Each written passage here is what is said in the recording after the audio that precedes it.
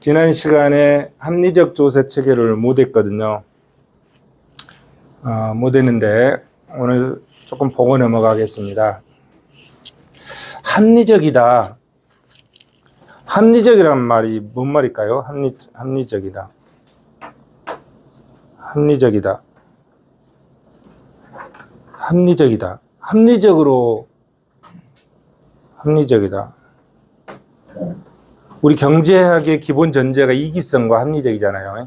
이기성과 합리적인데, 합리적 조세 체계론. 영어로 얘기하면 합리적이 시스템인가 봐. 시스템.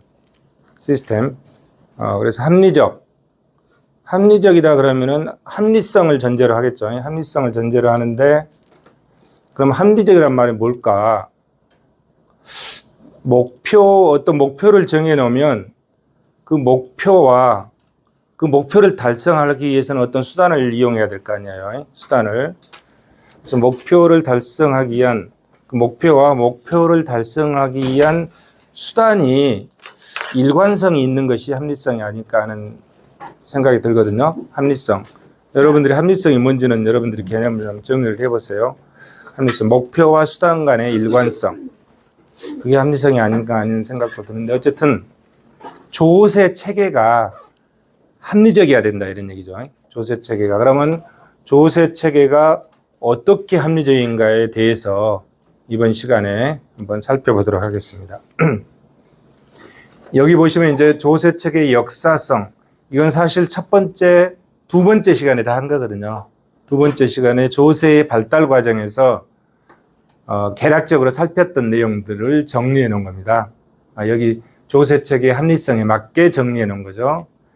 그 다음에 이제 본문으로 가서 합리적 조세 체계론. 그래서 여기 보면 조세 체계의 유용성, 합리성, 세목 간의 조화론, 조세 배분의 합리성, 이렇게 네 가지를 들고 있고, 그 다음에 이제 과세 기술, 세금을 걷는데도 기술이 필요한 것 같아요. 과세 기술. 세금을 잘 거두려면 세법도 잘 만들어야 되잖아요. 법을 잘 만들어야 되거든요. 그럼 법 제정 기술, 법을 잘 만들어야 되니까 그 법 제정 기술, 그 다음에 만들어진 법에 대해서 그것을 운용을 해야 되잖아요. 운용은 누가 하는 거예요? 사람이 하는 거잖아요.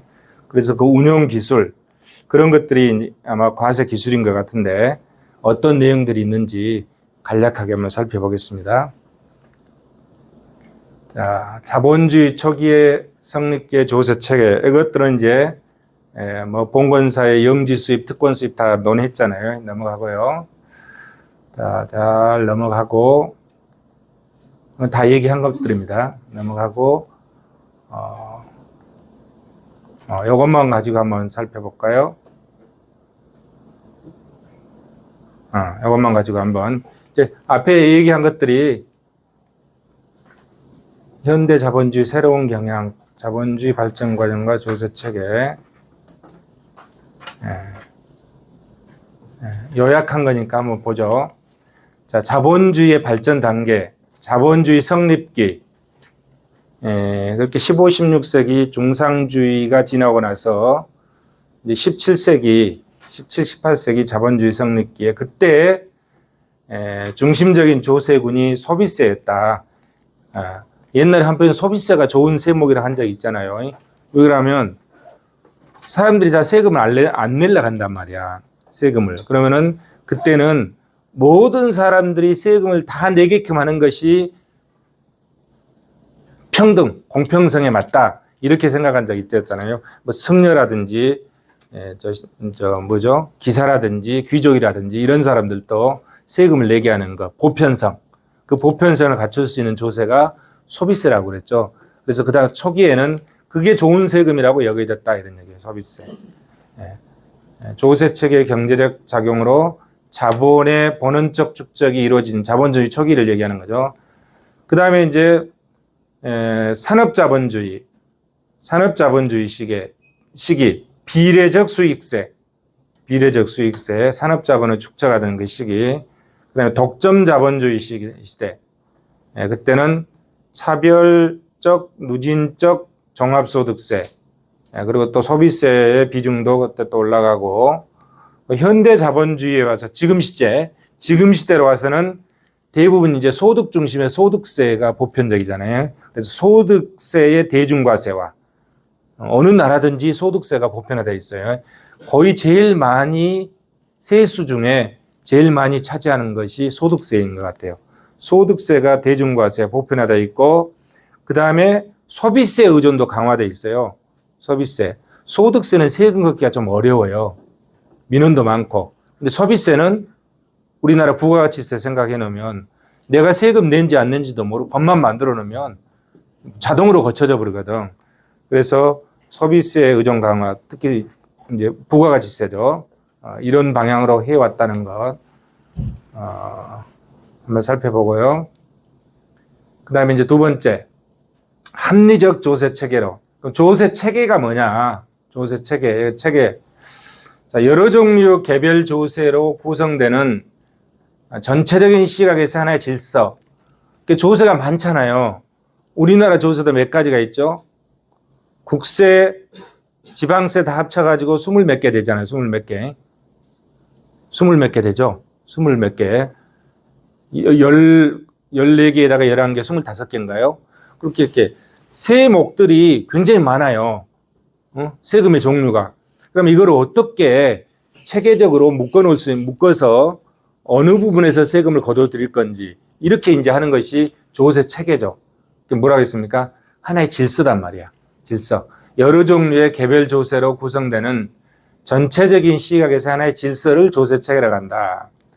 세제를 부분적으로 검토하면 조세 체계 전체가 지니는 의미를 간과하는 우를 범할 가능성이 있다. 소득세, 법인세, 부가가치세 등 개별 세목들이잖아요. 이런 개별 조세를 독립적으로 하나하나만 다루다 보면은 전체적인 맥락을 잃어버릴 수 있다, 이런 얘기죠. 그렇기 때문에 큰 그림을, 숲을 보고 나무를 볼 필요가 있다, 이런 얘기겠죠. 조세 체계 전체를 구성하는 개별 세목들 간의 상호 관계를 전혀 도외시하는 결과를 초래했습니다. 하나하나만 살펴봤을 때는 그 세목들 간의 서로 간의 관계를 잊어버릴 수 있다, 이런 얘기예요. 그래서 개별 세목 간의 상호 관계를 파악하는 게 굉장히 중요하다, 이런 얘기가 되겠죠. 전체의 조세 체계의 테두리 안에서 다른 세목과의 관계에서 이루어지는 전제가 필요하다. 그래서 조세 체계가 필요하다, 이런 얘기죠. 자, 합리적 조세 체계론의 분석 목표 두 가지. 이것만 기억하면 될 것 같아. 세목 간의 충돌이 없어야 된다 말이야. 상호 충돌이 없어야 된다. 이렇게 소득세, 법인세, 부가가치세 이렇게 20몇 개 조세가 있잖아요. 그러면 그 개별 세목들 간의 충돌이 없어야 된다. 응? 상호 충돌이 없어야 된다. 상호 충돌이 없어야 된다. 추구하는 목표에 상호 충돌 없이 조세들을 어떻게 선택해서 하나의 체계를 구성할 것인가, 이게 중요하다, 이런 얘기예요.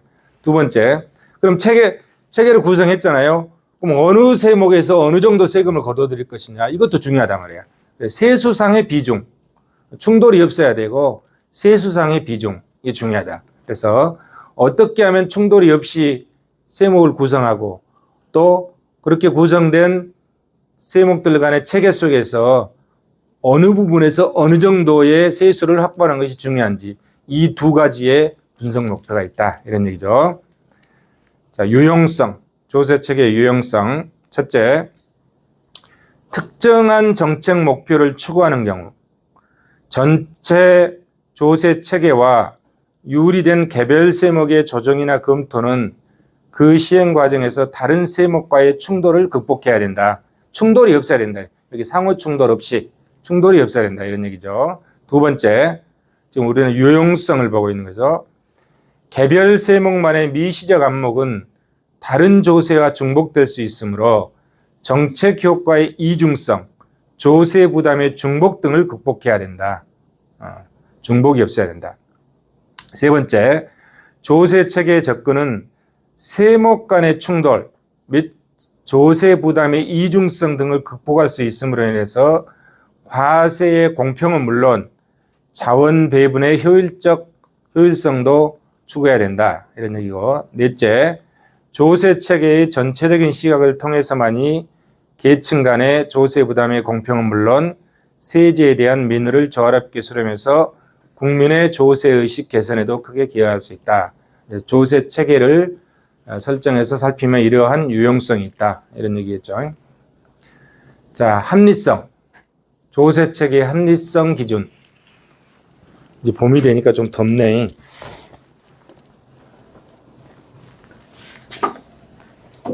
조세 체계의 합리성 기준. 자, 조세 체계 합리성 기준.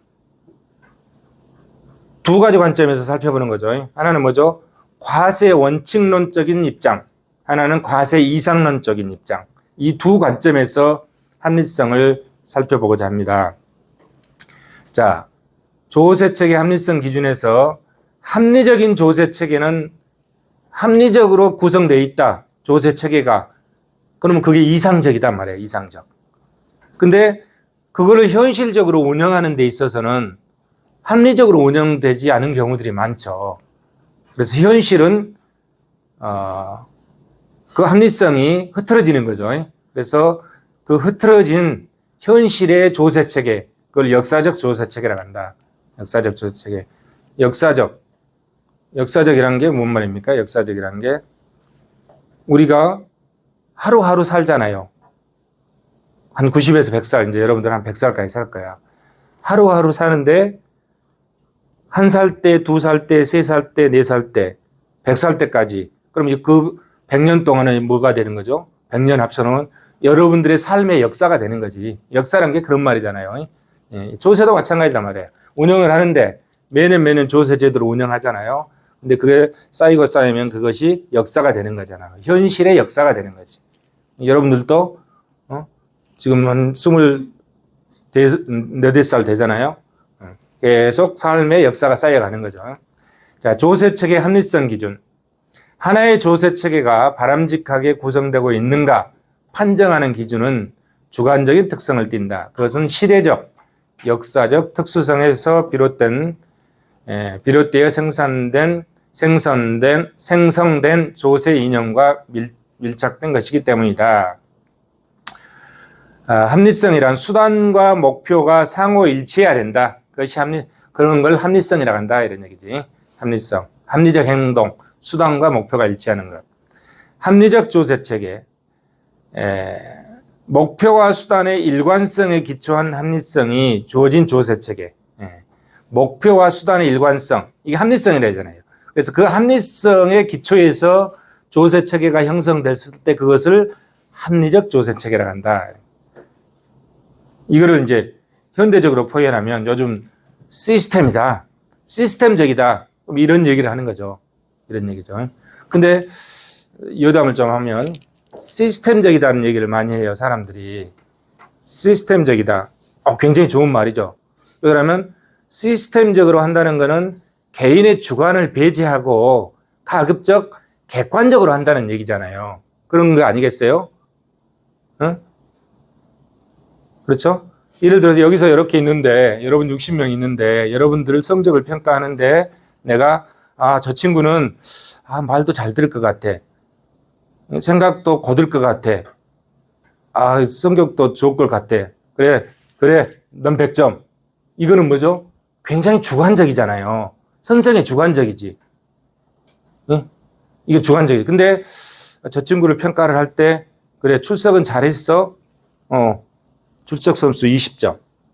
출석 한 번도 결석 안 했네. 그래, 출석 20점.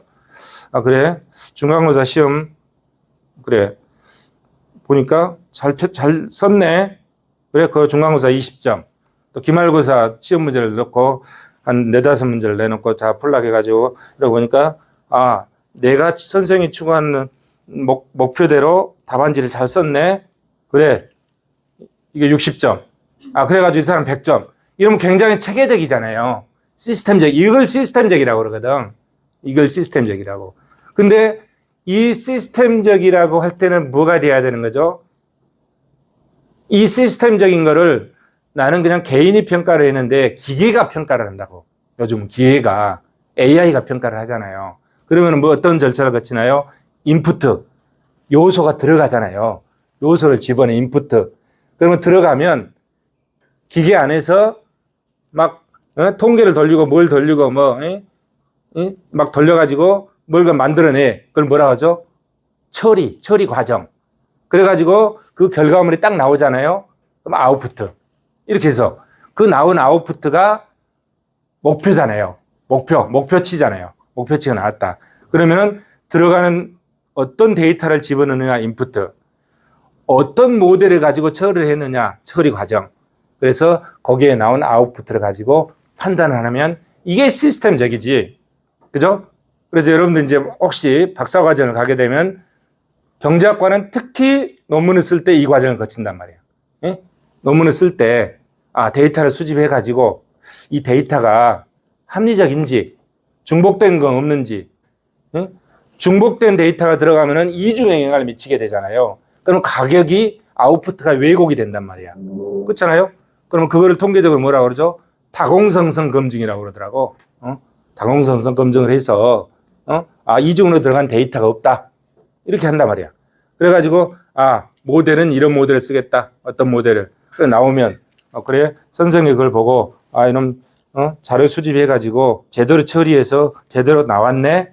통계 분석 제대로 했네? 그래, 이게 맞는 거야. 이렇게 하고 이제 학위를 준단 말이야. 그럼 그 나온 데이터, 나온 결과치를 가지고 이제 해석을 하는 거지. 우리 사회 현상을 해석해서, 그래, 예? 논문을 쓴 사람 해석해서. 그럼, 이 과정을 보니까 잘했네. 오류 없이. 그래, 오케이. 그래서 이제 선생 5명이 모여서 사인을 해서 학위를 준단 말이야. 이게 시스템적이거든. 이게. 그런데 만약에 들어가는 데이터가 다공성성 검증을 안 하고 이중으로 들어간다든지 내가 좋아하는 것만 집어넣는다든지 하면 어떻게 되죠? 결과치가 왜곡되잖아요. 그러면은 요즘 특히 이제 여론조사를 하잖아요. 여론조사를. 여러분 여론조사 많이 돼야죠. 여론조사. 요즘 선거철이잖아요. 여론조사를 할 때 반드시 지금 제가 말씀드린 이 과정을 거칠 거라고. 데이터 분석을 할 때. 근데 어떤 여론조사 기관은 똑같은 걸 두고 이 사람 지지도는 50%, 또 여기서 다른 여론조사와 함께 이 사람을 했을 때는 30%. 이건 뭔가 잘못했잖아요. 이거는 왜 그러는 거죠? 투입되는 인풋, 투입되는 데이터를 왜곡한 거예요. 왜곡한 거예요. 그래서 그런 투입되는 데이터를 내가 좋아하는 것, 나란 건 누구죠? 내가 목표로 하는 결과치. 예? 거기에 내가 좋아하는 거 집어넣어버리면 내 목표대로 나와본단 말이야. 그러면 안 되는 거예요. 그러면 주관적인 것보다 더 나쁜 게 되잖아요. 요즘 그런 게 너무 많은 것 같아. 근데 그에 대해서 잘못됐다고 비판하는 사람도 없어요. 사회가, 여러분들이 지금 20대잖아요. 20대 아직 30대 안 됐죠. 여러분들은 그걸 바로 잡아야 돼, 그런 사회를. 그렇고, 그건 뭐죠? 공정하고, 정직하고, 정의로운 사회를 바로 잡아야지. 근데 우리처럼 이제 50대, 60대 되는 나이 든 사람들은 세상을 살면서 이제 능구렁이가 돼가지고, 아이고, 그럴 수도 있어. 이렇게 넘어가 버리거든. 그러면 안 된다는 거야, 사회가 그러면. 그러면 너무 잘못된 방향으로 흘러가는 거예요. 여러분들은 그런 사회가 돼서는 안 되잖아요. 이제 여러분들은 얼마나 미래가 창창하고 앞날이 창창하는 거예요. 그래서 여러분들은 바르게 보고, 바르게 분석하고, 바르게 평가하고, 그러면서 항상 나는 이제 재정학 선생이니까 뭐죠? 대한민국에서 세금 제일 많이 낸 사람 되란 말이야. 응? 그죠? 세금 제일 많이 낸, 그럼 여러분들이 제일 부자야. 쓸데없는 얘기를 했는데, 그게 합리성이란 말이야, 합리성. 합리적이라는 게, 조세 체계를 설립할 때도 마찬가지라, 이게. 조세 체계를 설립할 때도, 예? 분석 잘해서. 근데, 조세 체계를 설립할 때 뭐라고 그랬습니까? 첫 번째, 상호 충돌이 없어야 된다. 상호 충돌이. 두 번째, 상호 충돌이 없이 조세 체계를 세우고, 두 번째, 그 체계를 세우는 거기에서 세수 간의 비중이 적절해야 된다. 이 두 가지만 잘 설정이 되면은 합리적인 조세 체계가 설정이 된다. 그래서 다른 내용들이 많이 있는데 그 두 가지 부분만 살펴보도록 하겠습니다. 그래서 이걸 1시간에 우리가 늦었기 때문에 그 두 가지 부분만 살펴보면, 자, 여러 가지 기준들이 쭉 나오죠. 자, 과세 원칙론적 입장. 이거는 뭐냐면, 조세 원칙 우리 공부했잖아요. 지난 시간에 조세 원칙. 조세 원칙을 모두 충족하는 기준이다. 이런 얘기야. 조세 원칙이란 뭐라 했습니까? 합리성과 공평성 기준을 비롯한 수도 없이 많은 그 원칙들, 세금을 부과 징수하는 원칙들, 그것을 만족하는 입장. 이게 과세 원칙론적 입장. 그 다음에 과세 이상론적 입장은 뭔가 한번 봅시다. 과세 이상론적 입장. 자, 역사적으로, 자, 소비세가 좋았던 시절이 있었다고 그랬잖아요. 그런 시절이 있었어. 또 소득세가 좋았던 시절도 있었어. 이게 시대적으로, 역사적으로 항상 생각이 틀립니다. 그렇잖아요. 가치 이념이라는 게 하느님처럼 고정되어 있는 게 아니라 우리는 살아오는 시대마다 다 틀려. 60대인 내가 틀리고 20대인 여러분들이 틀려. 생각이 다 틀리단 말이야. 가치관이 틀리는 거예요. 그래서 그런 시대에 따라서 어떤 세금이 좋은 세금이었냐. 과세 이상론적 합리성 보는 거예요. 그런 건 다 차치하고 충돌 없이 어떻게 세수를 잘 배정할 것인가 그 부분만 보겠습니다. 자, 여기 보면 이제 조세 원칙들의 구성 측면에서 특징, 세목 간의 내부 적합성, 충돌이 없어야 된단 말이야. 세목 간의 충돌이 없어야 돼. 이걸 뭐라 한다? 세목 간의 내부 적합성이라고 한다. 충돌 없는 것. 자, 충돌 없이 조세 체계가 설정이 됐다. 그럼 거기에서 적정한 비율들의 세금을 걷어들인다. 그걸 뭐라 하죠? 세수 비중의 균형적 배합. 자, 충돌 없이 세수 비중을 적절하게. 그 두 가지를 얘기하는 거죠. 계속 그것만 얘기하는 거잖아요. 그 두 가지를 얘기한다. 이런 얘기예요. 그래서, 어떻게 형성이 되어 있는가 봅시다. 어떻게 형성이 되는지. 최종적으로 어떻게 형성이 되어 있는가. 여기 보시면, 조세 배분의 합리성. 자, 세목 간의 목표 충돌적인 요소를 극복한다. 세목 간의 내부 적합성이라고 그랬죠, 이거. 그렇게 해서 나온 게, 밑에 보시면, 조세의 비중은 세수상의 어떤 크기로 결정하는 것이 최적인가, 조세 배합의 최적 요건, 세수 비중의 최적 요건. 이거 여기 보시면, 자, 첫째. 이게 핵심이야, 이제, 이걸 설명하기 위해서 앞에 게 여러 장을 지금 써놓은 거야. 첫째, 세수의 약 60, 70%를 조달할 수 있는 기간세를 어떤 세금으로 구성할 것이냐. 기간세. 어느 나라 마찬가지요. 자, 세수의 60, 70%를 걷어들이기 위해서 이 세금을 집중적으로 운영한다. 그게 뭐죠? 그게 있고, 그거 기간세. 그러면 나머지 20, 30%, 나머지 부족한 세금 어디서 걷어들일 것이냐? 이걸 보완세. 이걸 보완세라고 한다. 기간세, 보완세. 자, 기간세의 구성은 소득세, 법인세, 부가가치세. 우리나라로 봤을 때 이것이 60 내지 70%를 차지하고 있어요. 소득세가 제일 많죠. 그 다음에 법인세, 부가가치세. 소득세, 법인세, 부가가치세. 이게 60, 70%를 조달한다. 그 다음에 두 번째, 보완세는 나머지 뭐 재산세, 관세, 특소세, 주세, 기타 여러 세, 뭐 20몇 개 세금 중에 나머지 이런 것들로 한 20, 30%를 구성한다. 30, 40% 구성한다. 이런 얘기죠. 그죠? 이렇게 했을 때 세목 간의 내부 적합성이 있고 그 세목 간의 내부 적합성이 충족된 상태에서 세수 비중의 균형성이 달성된다. 이런 얘기죠. 그래서 우리나라나 대부분의 나라들은 소득세, 법인세, 부가세가 60, 70%, 나머지 보완세로서 재산세, 관세, 특소세, 주세 등이 한 30% 내외를 차지하고 있다. 이런 얘기죠. 근데 부가가치세는 지난 시간에 얘기했듯이 부가가치세는 미국이나 일본은 일본은 있구나. 일본인데 미국은 부가가치세 제도가 없습니다. 미국은 직접세 중심이야. 부가가치세가 없어요. 특수한 경우죠. 자, 이렇게 해서 조세 체계의 합리적 조세 체계를 살펴봤습니다. 나머지는 이제 읽어보시면 될 것 같아요. 다 그 얘기예요. 세목 간의 내부 적합성, 세수 비중의 균형성, 그 얘기를 가서 풀어서 하고 있는 거예요. 자, 그 얘기를 하고, 그 다음에 이제 과세 기술이 중요해요, 기술. 세금을 부과하고 징수하는데도 기술이 중요하다, 기술이. 자, 과세 기술. 과세 기술은 조세 이념을 실현하는 일종의 기술이다. 메이젤은 행정적, 입법적 측면을 강조했다. 과세 기술은 조세 제도와 현실을 융합시킴에 있어서 중요한 역할을 한다. 조세 정책의 성패를 좌우한다. 과세 기술은 성공적인 조세 정책의 선행 요건이다. 그럼 과세 기술이 어떤 게 있는가 봅시다. 과세 기술의 과제. 첫째, 새로운 세금을 도입할 때 그 근거와 타당성. 두 번째, 세율 변동의 근거와 타당성. 세 번째, 세율의 결정. 네 번째, 과세 대상의 결정.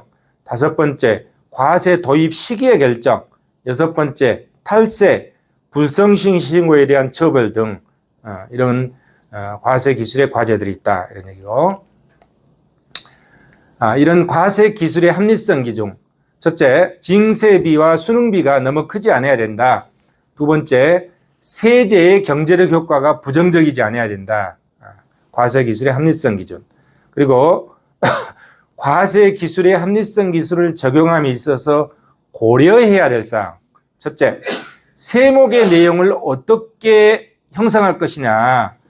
세목의 내용. 세금 이름도 굉장히 중요합니다. 세금 이름이 굉장히 중요해.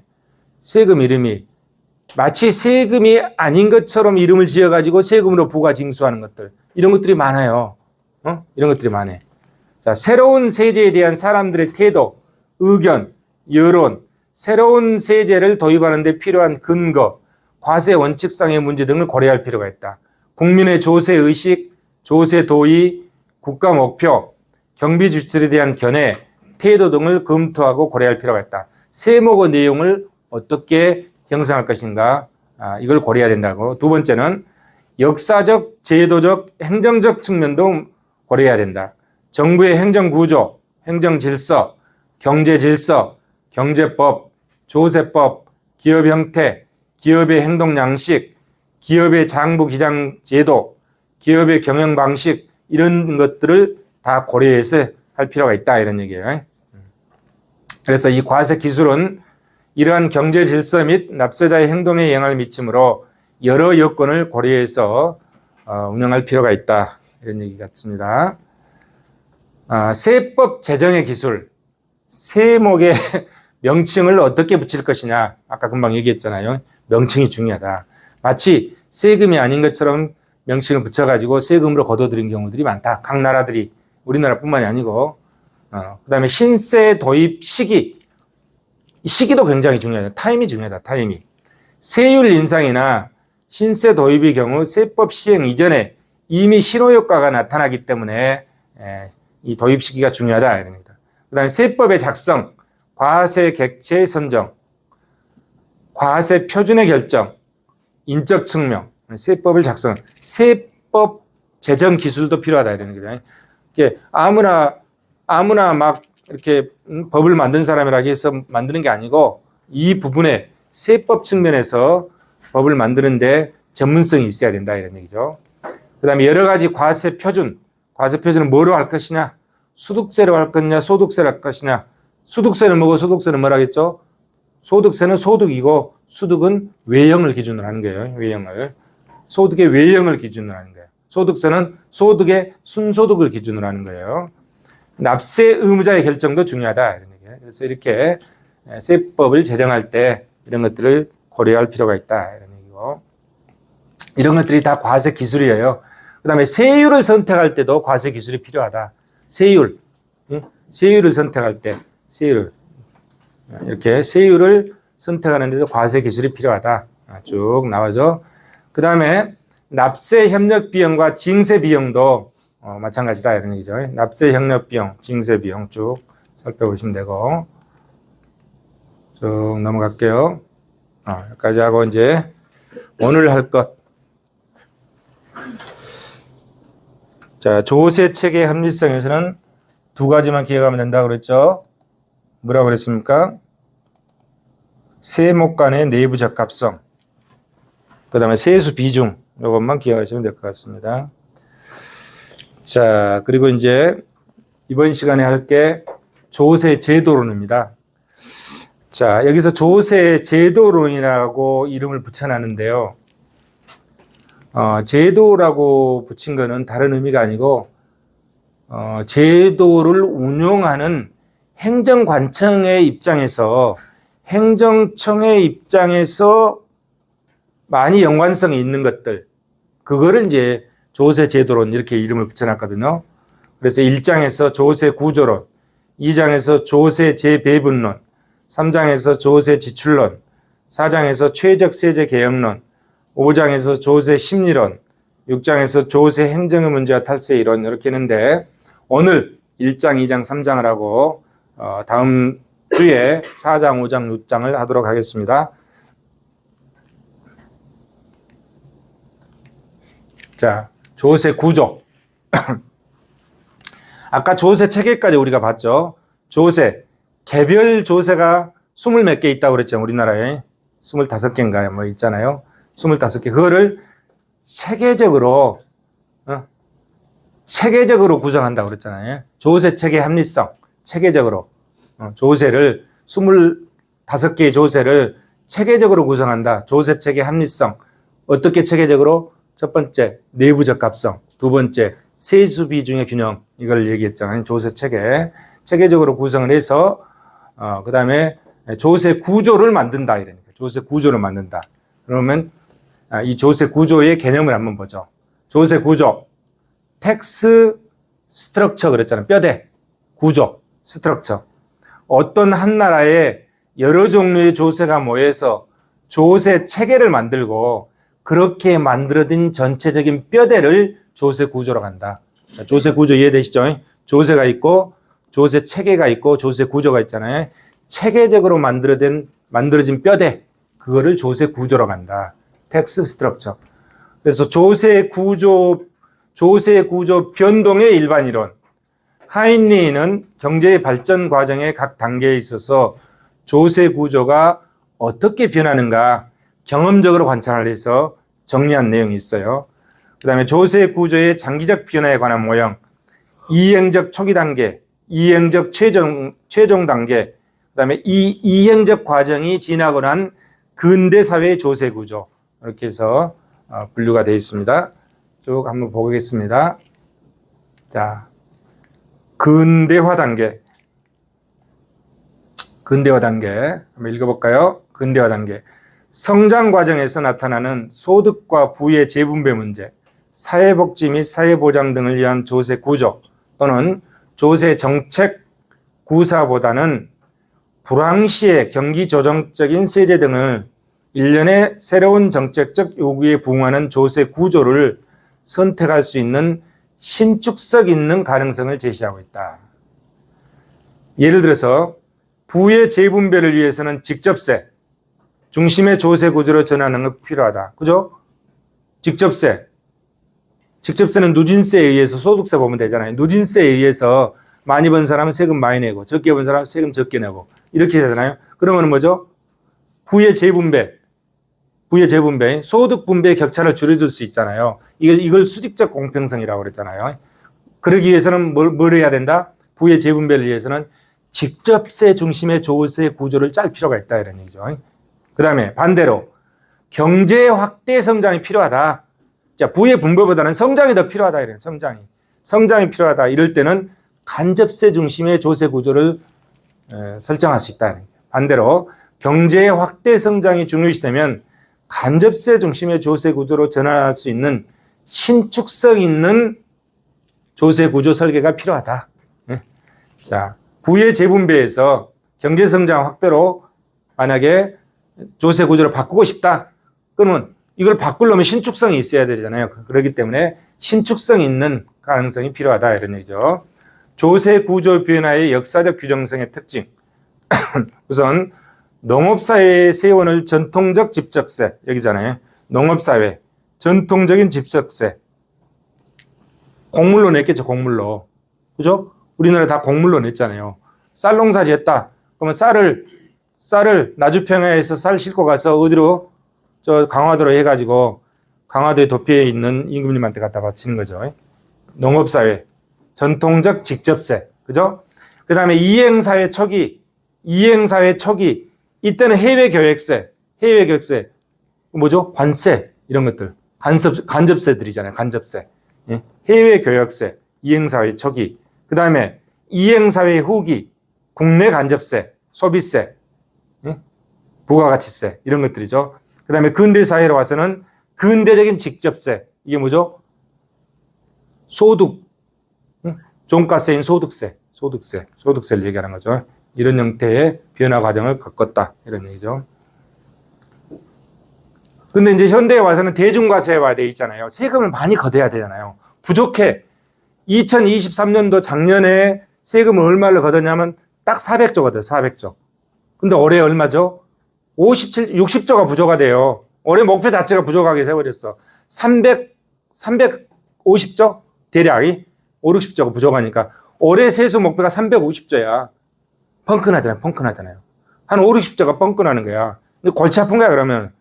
세금이 펑크나잖아요. 그러면 어딘가에 불만이, 예산이 적게 들어가서 불만이에요. 우리 큰딸이 서울의 난공중학교 선생하고 있는데 교육 예산을 올해 엄청 줄여버렸대요. 그래가지고 얼마나 욕을 하는지 몰라. 선생들이.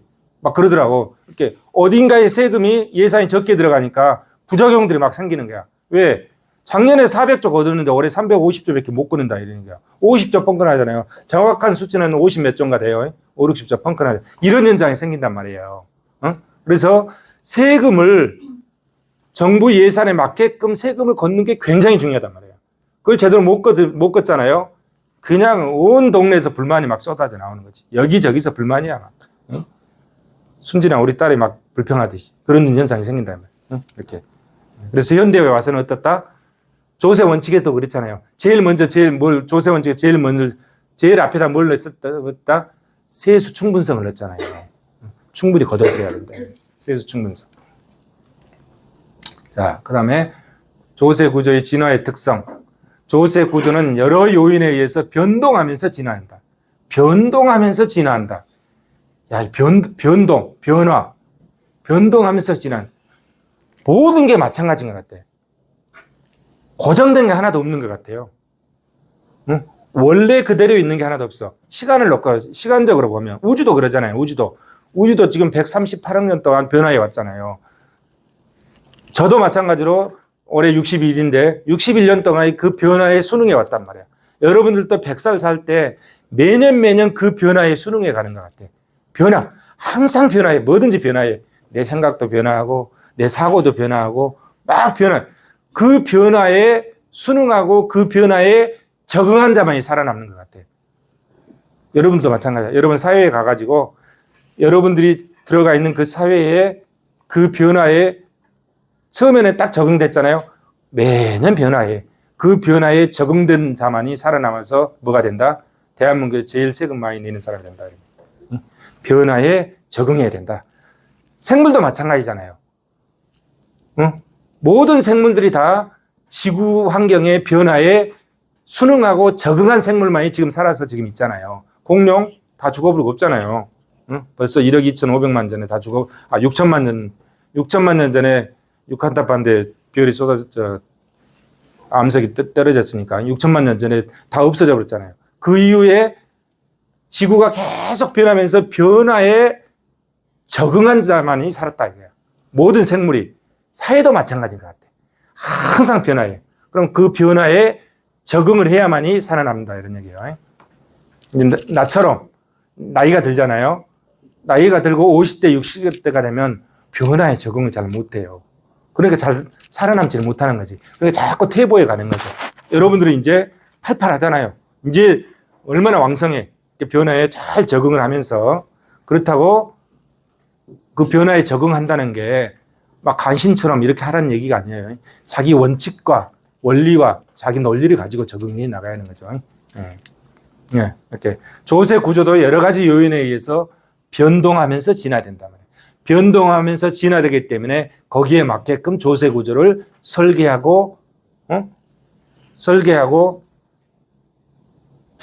줄 필요가 있다. 이런 얘기죠. 자, 여기 보시면 IMF 자료를 이용한 조세 구조. IMF 자료. 직접세, 국내 간접세, 관세. 자, 이게 굉장히 중요합니다. 직접세. 직접세는 소득세, 법인세, 사회보장세죠. 직접세, 국내 간접세, 부가가치세, 물품세, 관세 이 세 개는 IMF에서 이 세 축으로 나눴어요. 직접세, 국내 간접세, 관세. 그러면 이 직접세, 국내 간접세, 관세는 이렇게 나눈 거는 세목 간의 충돌이 없이 세수 비중의 적합성을 감안해서 이렇게 만들어 놓은 거예요. 어디서? IMF에서. 그런데 그러면 각 나라들은 이것이 어떻게 적용되고 있는가 보자 이러니까. 먼저 선진국형 조세구조. 선진국형 조세구조는 직접세와 국내 간접세가 거의 반반씩 됐다. 직접세와 국내 간접세를 거의 반반씩 구성하는 절충형 조세구조이다. 직접세와 국내 간접세. 관세는 좀 등한시하죠. 등한시.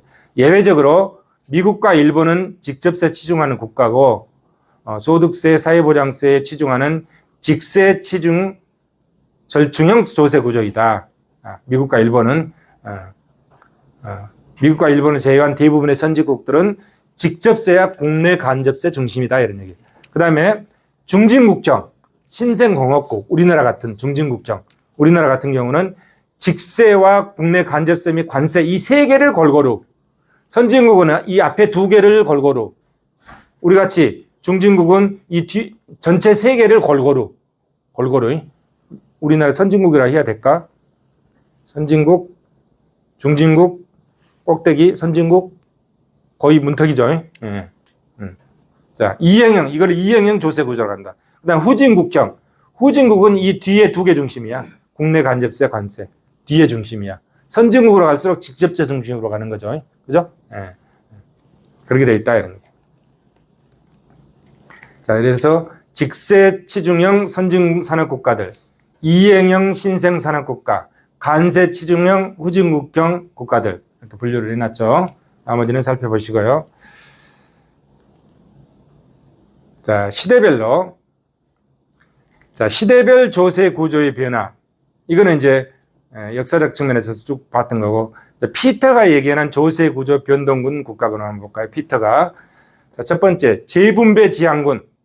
스웨덴, 노르웨이 등 북유럽. 이쪽은 굉장히 복지국가에 가까운 나라들이죠. 복지국가 건설을 재분배 정책으로 최우선하고 있고 비교적 높은 한계세율이다. 소득세수 비중도 40에서 50%. 직접세 치중이다. 북유럽 스타일. 그 다음에 두 번째, 탈세와 조세 회피군. 프랑스하고 이태리.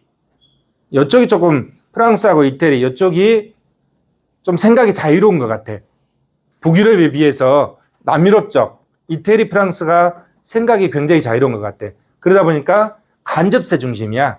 이쪽은 간접세 중심.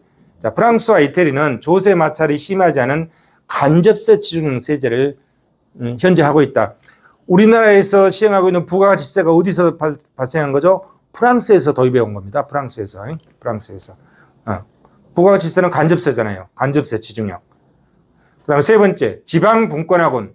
미국과 영국. 세수 구조는 재산세 비중이 비교적 높은 것이 특징이다. 그 다음 네 번째, 조세 부담 저하군. 독일, 네덜란드, 벨기에, 오스트리아 이런 나라들. 직접세와 간접세의 비교적 균형 있는 비율이다. 징세비 최소화를 하기 위해서는 뭐다? 간접세 중심으로 한다. 간접세 중심으로. 그 다음에 재정환상. 재정환상의 개념을 한번 볼까요? 재정환상. 조세 부담에 비해서 지출 편익을 과다하게 인식한다. 조세 부담에 비해서 지출 편익을 과다하게 인식한다. 국가에서 뭘 만들어주면 좋잖아요. 응? 고속도로도 뚫어주면 좋고, 그냥 지금 KTX로 서울에서 부산까지 2시간 걸리는데 원통으로 해가지고 뭐를 해버리면 30분 만에 가본다며요. 그렇게 해주면 좋지. 그렇잖아요. 근데 뭐가 들어가죠? 돈이 엄청나게 들어가잖아요. 근데 국민들은 그거를 막, 복지 혜택을 해주길 바라는 거지. 편리성을 바라는 거지. 국가에 대해서. 근데 국가는 돈이 없잖아요. 그럼 그 돈 누가 내야 돼? 우리가 내야 되잖아요. 그죠? 결국은 우리가 납세자인 국민이 내야 되거든. 근데 우리가 돈을 많이 내는 거는 생각하지 못하고, 공공재의 편익을 많이 원한다 이거야. 이걸 뭐라 한다? 재정환상이라고 한다. 이걸 재정환상. 조세 부담에 비해서 지출 편익을 과다하게 인식하는 것. 이거를 재정 환상이라고 한다. 개념 이해되시죠? 재정 환상. 재정 환상. 자, 조세 그러면 과다하게 평가한다. 조세 저항이 줄어들면 조세 저항을 줄이기 위해서는 조세 수능을 줄이고 조세 수능을 위해서도 필요하다. 가시적 조세는 비가시적 조세에 비해서 조세 부담의 감지 효과가 크다. 여러분, 소득세는 회사에서 이제 직장 취업해가지고 월급 받잖아요. 한 달에 월급 500만 원 받는데 세금을 100만 원 띄어버렸어. 금방 알잖아요. 그러면서 집에 갖고 갈 돈이 400만 원밖에 안 돼. 이런 거를 감지적 조세라요. 금방 느낄 수 있다 이게야. 우리 몸으로. 그죠? 소득세는 세금 띄고 주니까. 근데 캔커피 사 먹을 때 1,000원 주고 사 먹었어. 여기 세금 10% 들어있어요. 근데 못 느끼잖아요. 이런 걸 뭐라 한다? 비감지적 조세라고 한다. 그래서 감지적 조세는 소득세에, 직접세에 많고 비감지적 조세는 간접세에 많다. 이런 얘기죠. 가시적 조세는 비가시적 조세에 비해서 조세 부담의 감지 효과가 크며 재정 환상은 이러한 비가시적 간접세에서 비롯된다. 그러나 알트는 반드시 그런 것은 아니라는 입장이다. 조세 측면과 더불어서 지출 측면을 동시에 고려해야 했고 간접세가 얼마나 재정 환상을 일으키냐는 그 나라의 유통구조에 달려있다. 재정 환상을 야기하는 요인 조세 지출. 조세 지출에 기인한다. 조세 지출이 뭐죠? 조세 수입은 들어봤어도 조세 지출은 잘 안 들어봤잖아요. 응? 자, 조세 수입은 자, 논리적으로 보면 여기가 납세자고 여기가 정부잖아요. 정부가 공공재 편익을 제공해 주니까 그 대가로 세금을 낸다. 이게 조세잖아요. 조세죠? 그러면은 정부 입장에서 보면 조세 수입. 정부 입장에서 보면 공공재는 뭐예요? 재정 지출이잖아요. 재정 지출. 이게 재정 지출이 되는 거죠. 조세 수입은 재정 수입이 되죠. 재정 수입이 되잖아요. 조세 수입은 수입이지. 왜 또 조세 지출이야? 예? 조세 지출이야. 재정 지출도 아니고. 조세 지출. 이 조세 지출은 뭐냐면 원래 세금을 이렇게 세금을 걷었다가 그 세금을 다시 돌려주면 이 납세자 입장에서는 똔똔이잖아요. 예? 비과세, 감면 이런 것들 어디가 있어? 비과세, 감면, 면세 이런 것들. 예를 들어서 자 납세자 입장에서 100만 원을 비과세해 준다. 100만 원을 비과세해 준다. 그럼 뭐요? 100만 원에 대해서 세금을 안 내는 거잖아요. 자, 100만 원에 대해서 세금을 10만 원을 내야 되는데 비과세해 준단 말이야. 그럼 뭐요? 비과세해 준다는 의미는 내가 10만 원을 정부에다 냈다가 그 정부가 다시 나한테 10만 원을 돌려준 거다가 똑같은 효과잖아요. 그죠? 이해되시죠? 이럴 때 내가 정부에 내면은 정부에서는 조세 수입이고 정부에서 다시 돌려주는 이때 이거를 뭐라 한다? 조세 지출이라고 한다. 근데 사실상 뭐예요? 정부라는 그 국고에 안 들어가는 거잖아요. 안 들어가는데 들어갔다 나온 것하고 똑같은 원리가 된다 이런 말이에요. 이럴 때 쓰는 거를 조세 지출이라고 쓴다. 이 재정 지출하고는 전혀 틀립니다. 재정 지출은 뭐예요? 세금이 실제 정부에 들어가서 그 세금을 지출한 게 재정 지출이고 조세 지출은 세금이 정부에 들어갈 것을 들어오지 않게 해주는 것이 조세 지출이야. 개념 이해되시죠? 개념 그렇게 이해하시면 돼요. 개념을. 그러니까 그 조세 지출은 이런 거죠. 각종 세제상의 감면 조치 이런 걸 다 조세 지출이라고 한다. 들어갈 것을 안 들어가게 해줬으니까. 그러면 논리적으로 들어갔다가 다시 나한테 온 거하고 똑같은 이치잖아요. 그래서 그런 거를 뭐라 한다? 조세 지출이라고 한다.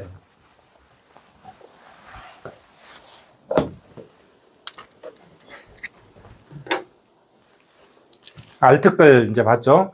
그 다음에 조세 부담의 측정. 자, 그러면 세금을 우리가 어느 정도 내고 있느냐 비교해 볼 필요가 있잖아요. 우리는 어느 정도 내고 있고 다른 OECD 국가는 세금을 어느 정도 내고 있냐 이거 비교해. 비교하려면 그 기준이 있어야 되잖아요. 기준이 어떻게 기준이 있냐? 그걸 조세 부담률이라고 한다. GDP 대비 세금을 얼마 내고 있느냐? 이게 조세 부담률이야. 예? GDP 대비 세금을 얼마 내고 있느냐? 근데 이 GDP는 뭐예요? 정부의 GDP잖아요. 국가의 GDP죠. 근데 정부는 중앙정부도 있고 지방정부도 있죠. 보면은 자, 첫째, 조세의 크기는 중앙정부가 징수하는 국세와 지방세를 합한 총 조세의 크기다. 근데 IMF는 중앙정부 것만 가지고 계산한다. 근데 OECD는 중앙과 지방을 다 더한 걸 가지고 계산하고 있다. 틀리잖아요. 분모가 틀리잖아요. GDP를 중앙정부 것만 가지고 할 거냐, 지방정부 것만 가지고 할 거냐. IMF는 이 조세 부담률을 계산할 때 중앙정부 것만 가지고 하고 있고, OECD는 중앙과 지방을 합한 거로 계산하고 있다. 이런 얘기예요. 기준이 틀리다. GDP 대비 어느 정도 세금을 내고 있느냐. 이게 조세 부담률이고 그걸 가지고 각 나라마다 비교해 본단 말이에요. 세금 부담이 어느 정도 되는지 이해되시죠? 조세 부담률의 비교. 2019년에 딱 그쳤네. 2019년 하다가 이 책이 2019년에 자료 수집하니까 그때 딱 그쳤네. 참고하시고 요즘 또 이제 기획재정부에 들어가면 조세 개요라고 지금 2023년이 4년이잖아요. 그럼 2023년 조세 개요가 딱 나와 있어요. 거기 들어있는 내용들입니다. 출처 조세 개요 2023년 기획재정부에서 어느 정도 되나 보죠. 자, 조세 부담률 한번 비교해 볼까요? 나라마다 비교한 것도 어디 있을까요? 나라마다 비교한 것도 있죠. 있고 또 국세와 지방세 비교한 것도 있고 쭉 있죠. 또 국민 부담률도 있고 조세 부담률, 국민 부담률. 여기 보시면 2022년, 2023년께 안 나왔다. 이게 예산안이 아니기 때문에 기획재정부의 조세 개요는 한 템포 늦어요. 예산안은 앞으로 보는 거잖아요. 근데 이 조세 개요는 뒤에 결과치를 보는 거예요. 뒤쪽으로. 조세 개요는 뒤쪽으로 보는 거고 예산은 앞으로 보는 거고. 그래서 이거는 조세 개요이기 때문에 2023년께 지금 안 나왔어요. 2022년 것 통계까지만 지금 들어있는 겁니다. 자, 그러면 여기 보면은 우리나라 조세 부담률이 어느 정도인가 봅시다. 어느 정도인가 보죠. 우리나라 조세 부담률 22.1%, 2021년 기준 22.1%, 미국 20.2%, 일본 19.8%, 프랑스 30%, 독일 24%, 이태리 29%, 영국 26%, 그래서 OECD 평균 25%. OECD 평균은 조금 미달하네, 우리가. 그죠? 조세 부담률. 국민 부담률이라고 있어요. 국민 부담률. 국민 부담률은 뭐냐면, 조세 부담률보다 국민 부담률이 더 높죠? 여기 보시면, 우리나라 조세 부담률은 2021년도에 22.1%인데, 국민 부담률은 29.9%, 거의 30%다. 더 높잖아요.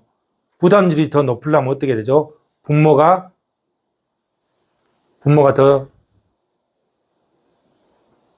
분모는 똑같지. 국민소득이니까. 분자가 더 커야 되잖아요. 그러면 국민부담률은 조세만이 아니라 뭐죠? 사회복지 지출까지 더한 거야. 조세 플러스 사회복지 지출까지 더한 게 뭐다? 국민부담률이다. 국민부담률. 뒤에 또 나올 거예요. 여기 나오네. 국민부담률. 조세 부담률 플러스 사회보장 부담률을 합쳐놓은 것이다. GDP 대비. 유리니까 퍼센티지잖아요. GDP 대비 합쳐놓은 거다. 그래서 그러면 사회보장 부담률이 뭐가 있느냐? 뭐가 있죠, 여기? 4대 보험. 4대 보험을 합쳐놨다. 그러면 돼요. 자, 사회보장 부담률은 분모가 국민소득, 분자가 의료보험이나 연금보험료 등 사회보장 부담을 합친 것이다. 4대 보험을 합쳐놨다 생각하시면 될 것 같습니다. 국민부담률 나왔죠? 그 다음에 이제 조세부담의 측정.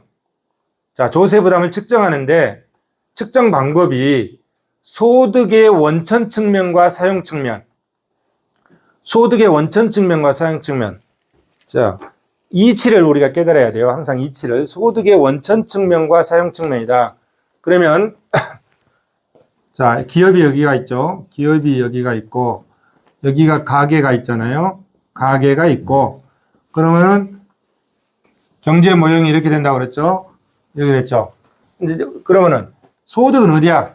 우리가 여기 있잖아요. 얘가 우리는 여기 서 있는 거예요. 우리는 여러분들은 다 여기 서 있는 거예요. 가게 여기 서 있는 거예요. 여기 가게는 효용극도를 추구한다고 그랬죠. 그럼 가게는 토지와 노동과 자본을 생산 요소 시장에 제공해 준단 말이에요.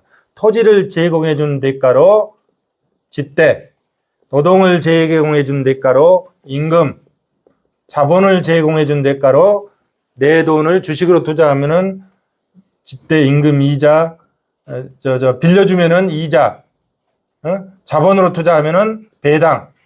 그럼 이거 뭐야? 이게 다 소득이잖아요. 이게 소득이지. 이 소득에 대해서 세금을 매기는 게 소득세죠. 그럼 이게 소득이야.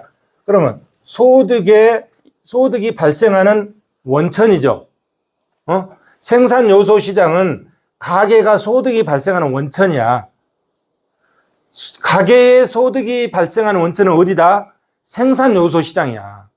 그러면 소득을 사용하는 것, 이렇게 소득이 나오잖아요. 그러면 소득이 나오면 이 소득을 쓰잖아. C 플러스에서 소득을 쓰는 건 어디야? 상품 시장이잖아요. 소득을 쓰는 거는 상품 시장이고 소득이 발생하는 원천은 뭐다? 생산 요소 시장이다. 그렇기 때문에 여기 보면 자, 머스크랩의 식을 가지고 보면 실질 가처분 소득은 P 플러스 TS. 이거는 뭐예요? 이거는 사용 측면이에요. 사용 측면. 사용 측면은 어디입니까? 상품 시장을 얘기하는 거예요. 이거는 뭐예요? 생산 요소 측면이에요. 분자는 분모가 밑에죠. 분모는 상품 시장이야. 이거 상품 시장. 상품 시장. 분자는 이거는 생산 요소 시장이야. 생산 요소 시장. 이렇게 계산하는 거예요. 그럼 생산 요소 시장에 이가 뭐예요? 열드 소득이잖아요. 소득. 내가 소득을 이렇게 소득이 발생하면 여기 세금을 내잖아요. 세금을 내죠. 그럼 내 소득에서 세금을 빼. 이게 뭐죠? 이게 가처분 소득이다. 가처분 소득. 그래서 이 가처분 소득을 얘기하는 거죠. 이게 가처분 소득이죠. 가처분 소득. 자, 상품 시장에서는 이게 뭐예요? 이게 물가잖아. 물가. P가 어디 있어? P. 자, 생산물 가격이니까 물가죠. 그러면 생산물 가격 물가고 여기서 생산 요소를 받아가지고 여기에 기술을 플러스해서 뭘 만듭니까? 상품을 만들잖아요.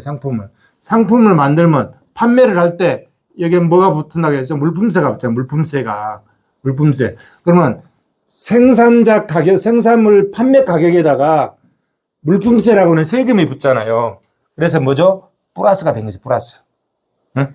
자, 요소의 생산물 가격에 물품세가 붙으니까 플러스가 되는 거예요. 물품세가 플러스 돼서 나는 자, 여기서 10,000원에 생산을 했는데 1,000원에 물품세가 붙으면 나는 얼마에 사는 거야? 11,000원 주고 소비하는 거지. 내 소비 가격은 11,000원이야. 11,000원 주고 소비하는 거죠. 그렇기 때문에 플러스 됐죠? 상품 시장에서는 플러스 됐어. 근데 생산 요소 시장에서는 마이너스잖아요. 마이너스. 어떻게? 내가 소득을 벌었는데 한 달에 500만 원 벌었어. 500만 원 벌었는데 소득세 100만 원 빼고 400만 원 내가 집으로 갖고 갔어. 가처분 소득 400만 원. 마이너스잖아요. 마이너스. 응? 생산 요소 시장에서는 마이너스. 생산물 시장에서는 플러스. 이해되시죠?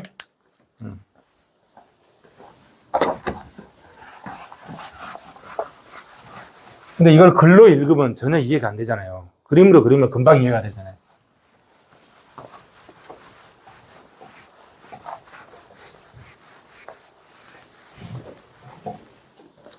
자, 빨리 넘어갑니다. 그래서 실질 가처분 소득은 화폐 소득을 물가지수로 나눈 거다, 이런 얘기예요. 분자가 화폐 소득이고, 분모는 물가. 생산물 가격에다가 물품세를 플러스했으니까 물가다. 이것이 뭐다? 실질 가처분 소득이다. 실질 가처분 소득.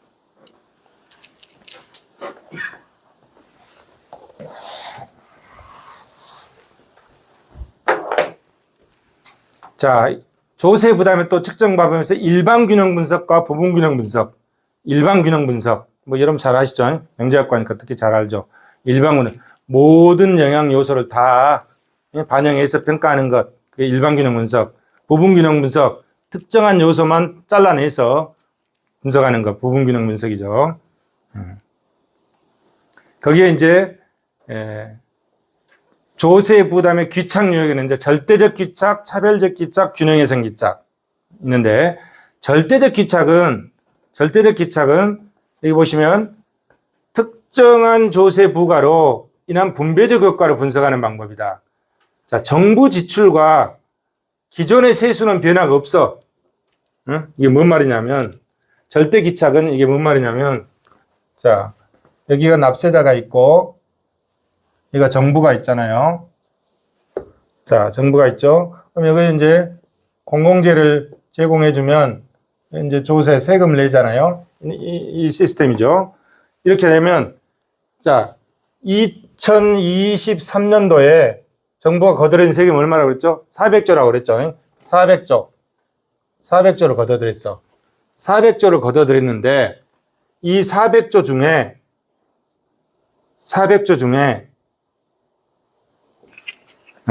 저걸 보고 넘어와야 되겠다. 저걸, 여기에 있나? 여기. 이걸 안 보고는, 자, 여기 보세요. 이거는 2022년 거를 가지고 한번 보죠. 2023년 게 아니네. 2022년 거를 보면, 총 국세가, 여기도 400조네. 2022년이나 3년이나 거의 비슷하게 거뒀구만. 396조잖아요. 400조 정도 되잖아요. 작년에는 정확히 400조였어. 근데 재작년에는 396조였네. 이거 보면 396조잖아요. 거의 비슷하잖아요. 396조였죠. 396조였는데 소득세가 몇 %죠? 소득세가 32.5%. 법인세가 몇 %죠? 이 396조 중에 법인세가 26%. 그 다음에 3대세 부가가치세 어디 갔나? 부가가치세. 부가가치세 위에 있겠네. 부가가치세가 몇 %죠?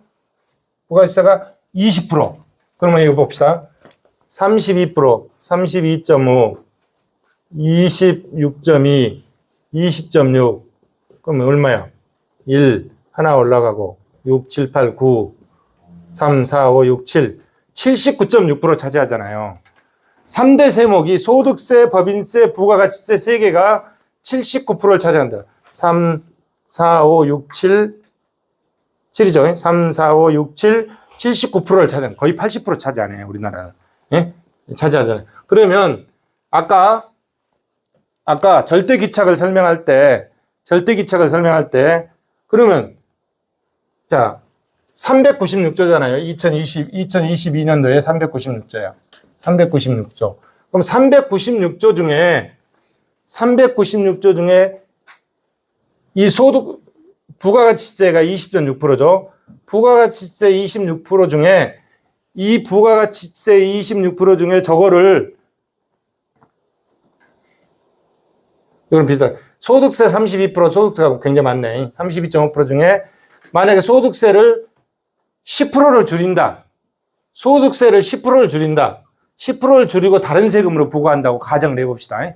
이 32.5% 중에 소득세가 32.5%인데 10% 줄이면 22.5%가 되잖아요. 소득세를 10%를 줄여서 다른 세금을 부과한다고 했을 때, 자, 그러면, 그랬을 때 그 소득세를 줄이고 다른 세금을 부과함으로 인해서 계층별로 미치는 영향이 어떻게 될 것인가. 전체 세수는 그대로 변함이 없잖아요. 그 다음에 들어오는 세수도 변함이 없고 나가는 지출도 변함이 없어. 정부 세입과 세출이 변함이 없어. 이제 다시 뒤로 가서. 자, 절대기착. 여기 보시면 기존의 세수는 변하지 않고 정부 지출도 변하지 않고 그냥 396조는 그냥 들어와서 나간다 이게야. 그랬을 때 이거를 특정한 조세 부과로 분배적 효과, 계층 간의 영향을 어떻게 미칠 것인가. 이 세금이 아까 소득세를 10% 줄였을 때 그 소득세 10% 줄인 것이 어디에 어떤 영향을 미치 이런 식으로 분석하는 것이 이것이 절대기착이다. 이게 절대기착. 특정 조세 부과로 인해서 분배적 효과. 그러면 다시 얘기하면 아까 소득세가 32.5 이렇게 볼 수도 있잖아요. 32.5%잖아요. 그럼 소득세 특정 조세는 소득세잖아요. 특정 조세 부과로 인한 분배적 효과. 이 소득세 32.5%가 어느 계층에 얼마만큼 부담하고 있는지 분석해 볼 수 있잖아요. 어디서 세금을 얼마만큼 내고 있는지 그걸 가지고 공평성을 따져볼 수도 있잖아요. 이런 식으로 분석하는 것 이게 뭐다? 절대기착이다. 이렇게 수입과 지출은 그대로 놓은 상태에서 소득세가 계층별로 어떤 영향을 미치고 있느냐 이런 식으로 분석하는 게 절대기착이에요. 차별기착은 뭐냐? 차별기착은 그러면 이 소득세 32.5%를 다 없애버리고 이걸 부가가치세로 거둔다면 소득세를 32.5%로 없애버리고 이 32.5% 전부 다 부가세로 바꿔서 거둔다면은 어떤 영향을 미칠 것이냐 이렇게 분석하는 것. 그죠? 수입과 지출은 변화가 없고 하나의 조세를 다른 조세로 대체했다. 소득세를 부가가치세로 대체해서 걷는다면 계층 간에 어떤 영향을 미칠 것이냐 이런 식으로 분석하는 것. 그걸 뭐다? 차별기착이라. 차별기착. 그 다음에 균형예산기착은 뭐냐면 위에 거다가는 완전히 틀립니다. 위에 거는 완전히 틀린 이거는 수입이 지출액과 직접 연관이 되어 있다는 가정하에 수입과 지출이 바뀌는 거예요. 변동이 있는 거예요. 이거는 수입과 지출의 변동이 없는 상태에서 분석하는 거고 여기는 수입과 지출의 변동을 고려해서 분석하는 거예요. 그걸 뭐다? 균형예산기착이라고 한다. 개념 이해되시죠?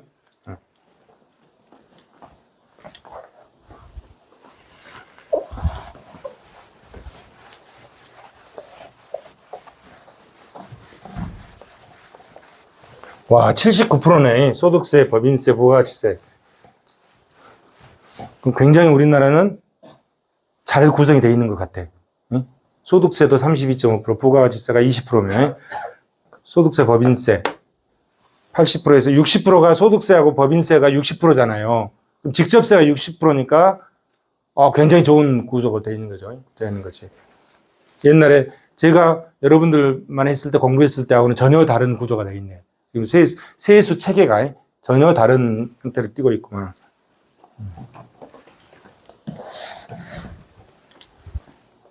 자, 또. 자, 그런 걸 얘기하고 있는 겁니다. 자, 조세 부담 측정의 문제점. 그런데 이 측정할 때 문제들이 많다 이게야. 실제 측정을 할 때 아까 제가 시스템적이라고 얘기하면서 어떤 인풋을 투입해서 어떻게 처리해서 아웃풋으로 나오느냐. 그게 공정하고 투명해야 된다고 얘기했잖아요. 근데 또 이런 문제가 또 있어. 그 문제뿐만이 아니라 여러분 그 문제뿐만이 아니라 자, 부분 균형 분석을 할 때 가정을 한다고 가정을 하는데 여기 보시면 봐봐요. 자, 부분 균형 분석에 전제되는 가정. 과세의 일반 균형 측면은 고려하지 않은 상황에서 부분적인 측면만을 토대로 전체적인 경제 현상을 도출한다? 잘 맞을까요? 잘 안 맞을 수 있잖아요. 그런 얘기예요. 현실을 너무 지나치게 단순화해서 분석한다 이게. 부분균형 분석은 현실을 너무 지나치게 이런 문제점이 있다 이게. 두 번째 이런 문제점이 있고 또 뭐야 이게 조세 부담의 가장 큰 문제점. 첫째, 자 이거는 이제 총론이고 직접세와 간접세의 전가 과정에 대한 일관성. 자 소득세는 전가하지 않는데 완전 비탄력성이야. 소득세는 전가하지 않는데 자 완전 비탄력적 이거잖아요. 자 소득세는 전가하지 않는데 완전 비탄력적. 이렇게 이 가정을 했어. 근데 소비세는 전가한다.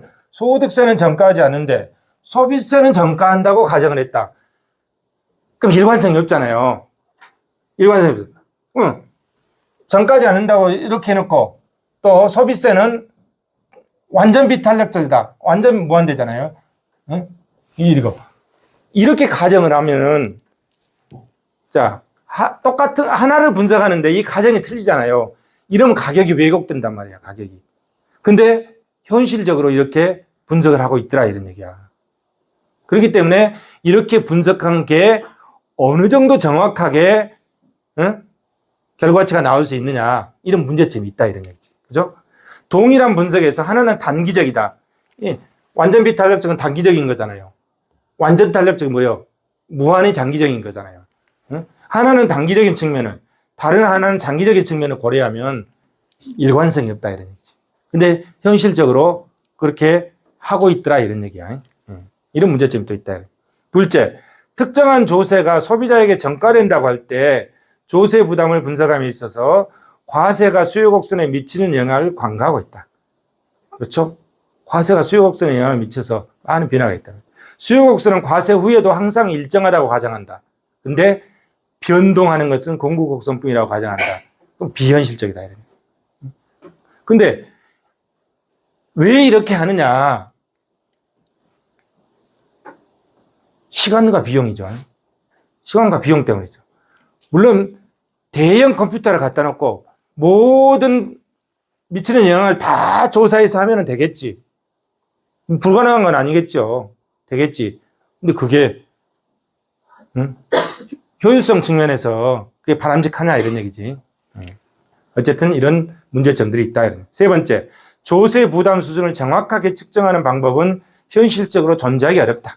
또한 조세 부담 수준의 적정 여부를 판단할 수 있는 기준도 없다.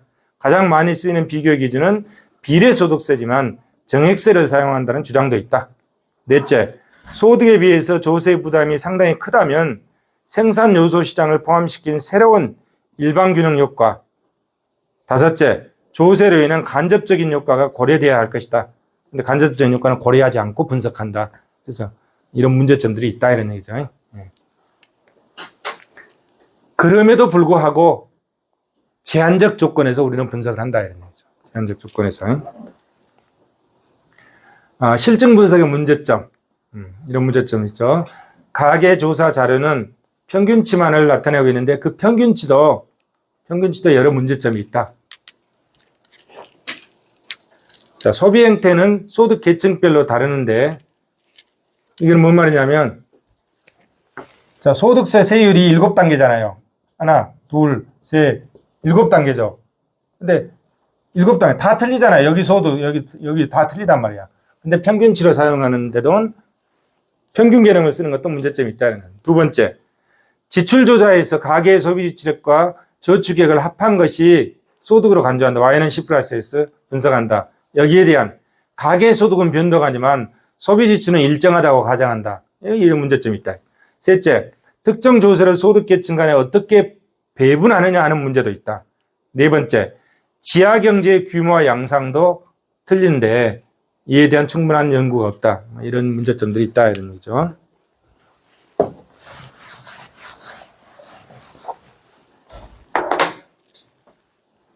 자, 그러면 실무적으로 이제 어떻게 측정하느냐? 로렌츠 곡선으로 측정하는 거죠. 자, 로렌츠 곡선으로 측정하는 거. 이게 뭐야? 수평축이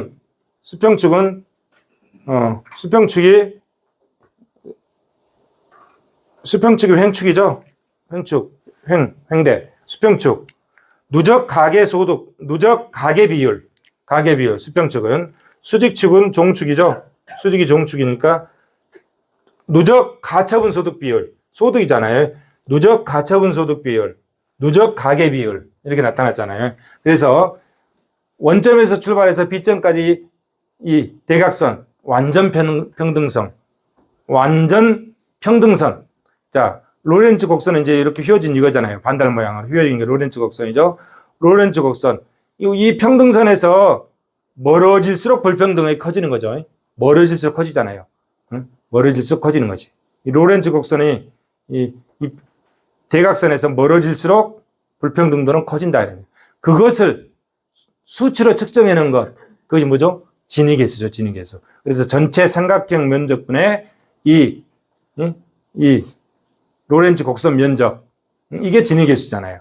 자, 삼각형 OBC, 전체 면적이죠. OBC에서 G는 이 초승달 모양의 이 면적이잖아요. 로렌츠 곡선 면적. 이게 진위계수다 말이야, 진위계수. 이렇게 표시할 수도 있고. 전체 인구의 평균 소득 곱차 방법. 이게 진위계수고, 로렌츠 곡선을 활용한 진위계수. 그 다음에 실현 누진도 이렇게 측정할 수도 있단 말이에요. EP는 1-GB분의 1-GA. GB는 뭐죠? 과세 후의 진위계수. GA는 과세 전의 진위계수. 그래서 이 식을 이용해서 실현 누진도를 계산해 볼 수 있고, 베크만 오크너 지수. GB분의 GA-GB. 또 베크만 오크너는 또 이런 식을 만들어냈잖아요. 이 식을 통해서 뭘 한다? 불평등도를 측정해 본다 이런 얘기예요. 그 다음에 캐턴 포타 지수. KP는 1-CT분의 1-GB. 여기서 CT가 CT는 삼각형분의 활명형인데 진위계수하고 거의 비슷하잖아요. 거의 같은 유형인데 이거를 CT는 뭐라고 그랬습니까? 조세 집중 지수를 이용해서 측정하는 방법. 또 카와네 지수라고 해서 K는 CT-GB, 조세 집중 지수, GB는 과세 후 진위계수, 그 차이를 이용해서 카와네 지수. 그다음에 캐턴 포타 슈츠 지수라고 해서 또 이런 형태로 해서 측정해보고, 이런 걸 뭘 한다? 불평등도를 실무적으로 측정하는 방법이다 이런 얘기죠. 기본은 뭐죠? 기본은 이거지 뭐. 로렌츠 곡선을 이용해서 측정하고 있다. 또 넘어가서 조세 구조론에서 이제 2장 조세 재배분론 36분이니까 15분 더 해도 되죠. 조세 재배분론. 자, 조세 재배분론. 재배분 수단으로서의 조세. 분배의 불균등. 자, 분배의 불균등. 이 분배의 불균등을 시정하기 위해서 조세를 이용하는 거죠. 조세를 이용하잖아요. 세금을 무겁게 매겨서. 그래서 어떻게?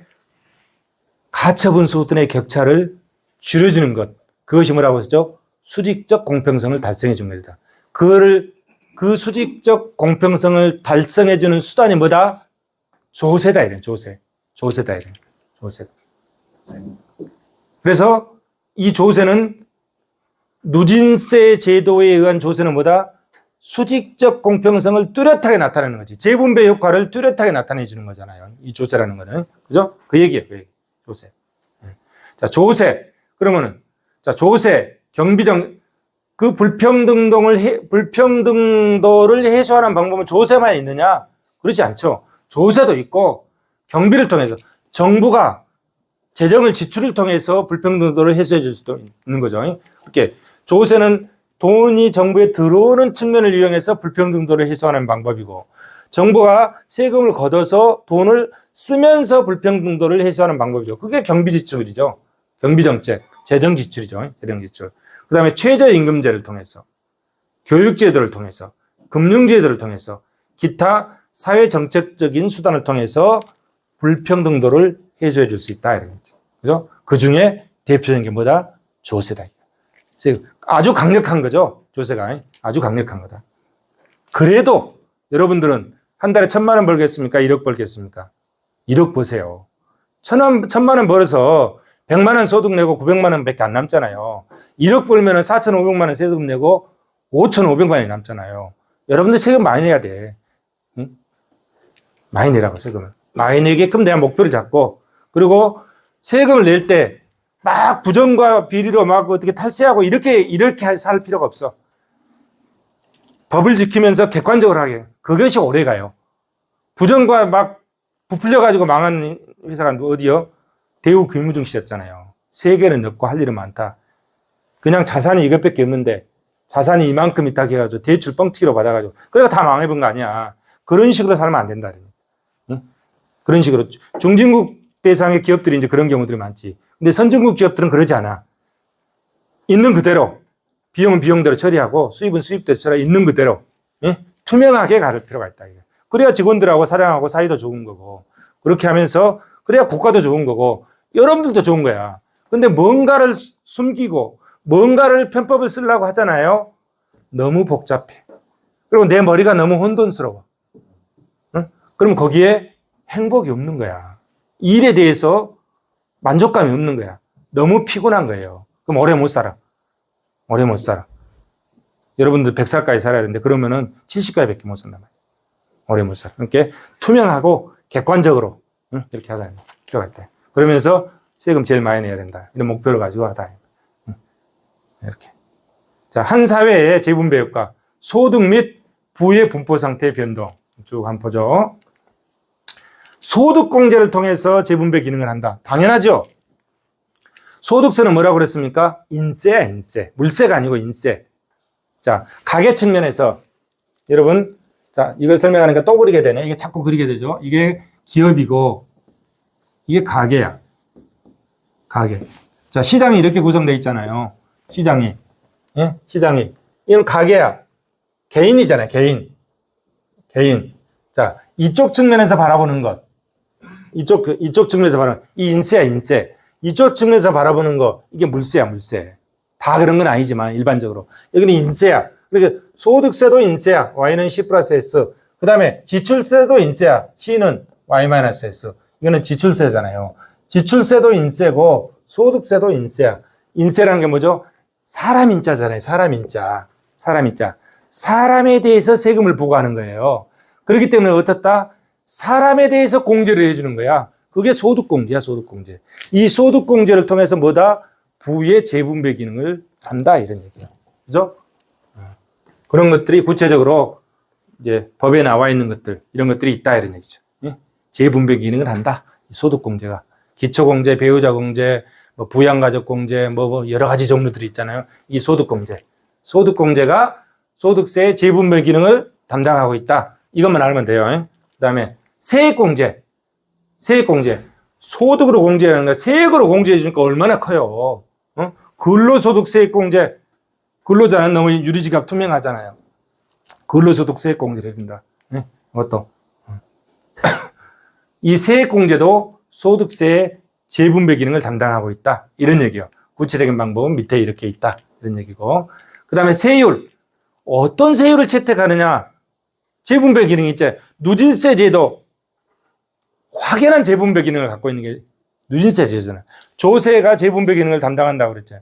조세 중에서도 소득세. 소득세의 누진세율이 재분배 기능을 담당하고 있다. 누진세율 구조. 그죠?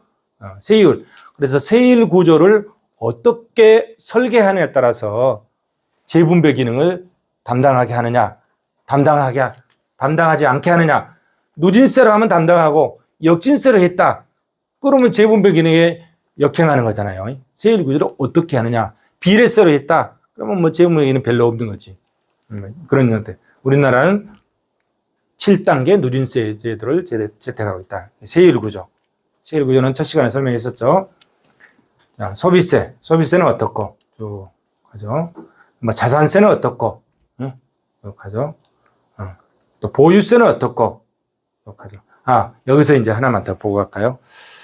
자, 이제 대충 자세히 개념만 설명하고 넘어가니까 여기서 보면 우리가 이치만 하나 깨우치고 갑시다. 자, 여기 보시면 자, 자산세 재분배 기능이거든요. 자산세. 자산이란 게 뭐야? 자산이란 게 여러분. 자, 자산세. 그러면은 자, 대차 대조표를 보시면 자, 이게 대차 대조표잖아요. 대차 대조표를 보시면 차변이 뭐예요? 차변이 자산이잖아요. 자산. 대변에 부채가 있고 자본이 있잖아요. 자본이 있죠. 그러면은 이게 뭐야? 차변은 총자산이라고 그러죠. 이걸 총자산이라고 그런다. 대변은 총자본이라고 그러죠. 차변과 대변이 일치하잖아요. 총자본이라고 그러죠. 여기서 자본은 자기 자본, 여기서 부채는 타인 자본. 이렇게 된 거잖아요. 이 자산이야, 자산. 자, 이 자산에 대해서 재분배 기능이 있느냐? 이 자산 중에서도 뭐 유동자산이 있고, 유동자산이 있고, 뭐 비유동 자산이 있잖아요. 비유동 자산이 있고, 뭐 좀 여러 가지 종류가 있잖아요. 여기에 일부인 지금 자산을 얘기하는 겁니다. 자, 첫째, 보유 과세의 경우 자산의 순자산 가치가 증가한 것에 대해서 과세할 것인가? 자, 토지를 토지를 2023년 1월 1일 날 2023년 1월 1일 날 10억 주고 샀어. 10억 주고 샀어요. 2023년 1월 1일 날. 그래가지고 2023년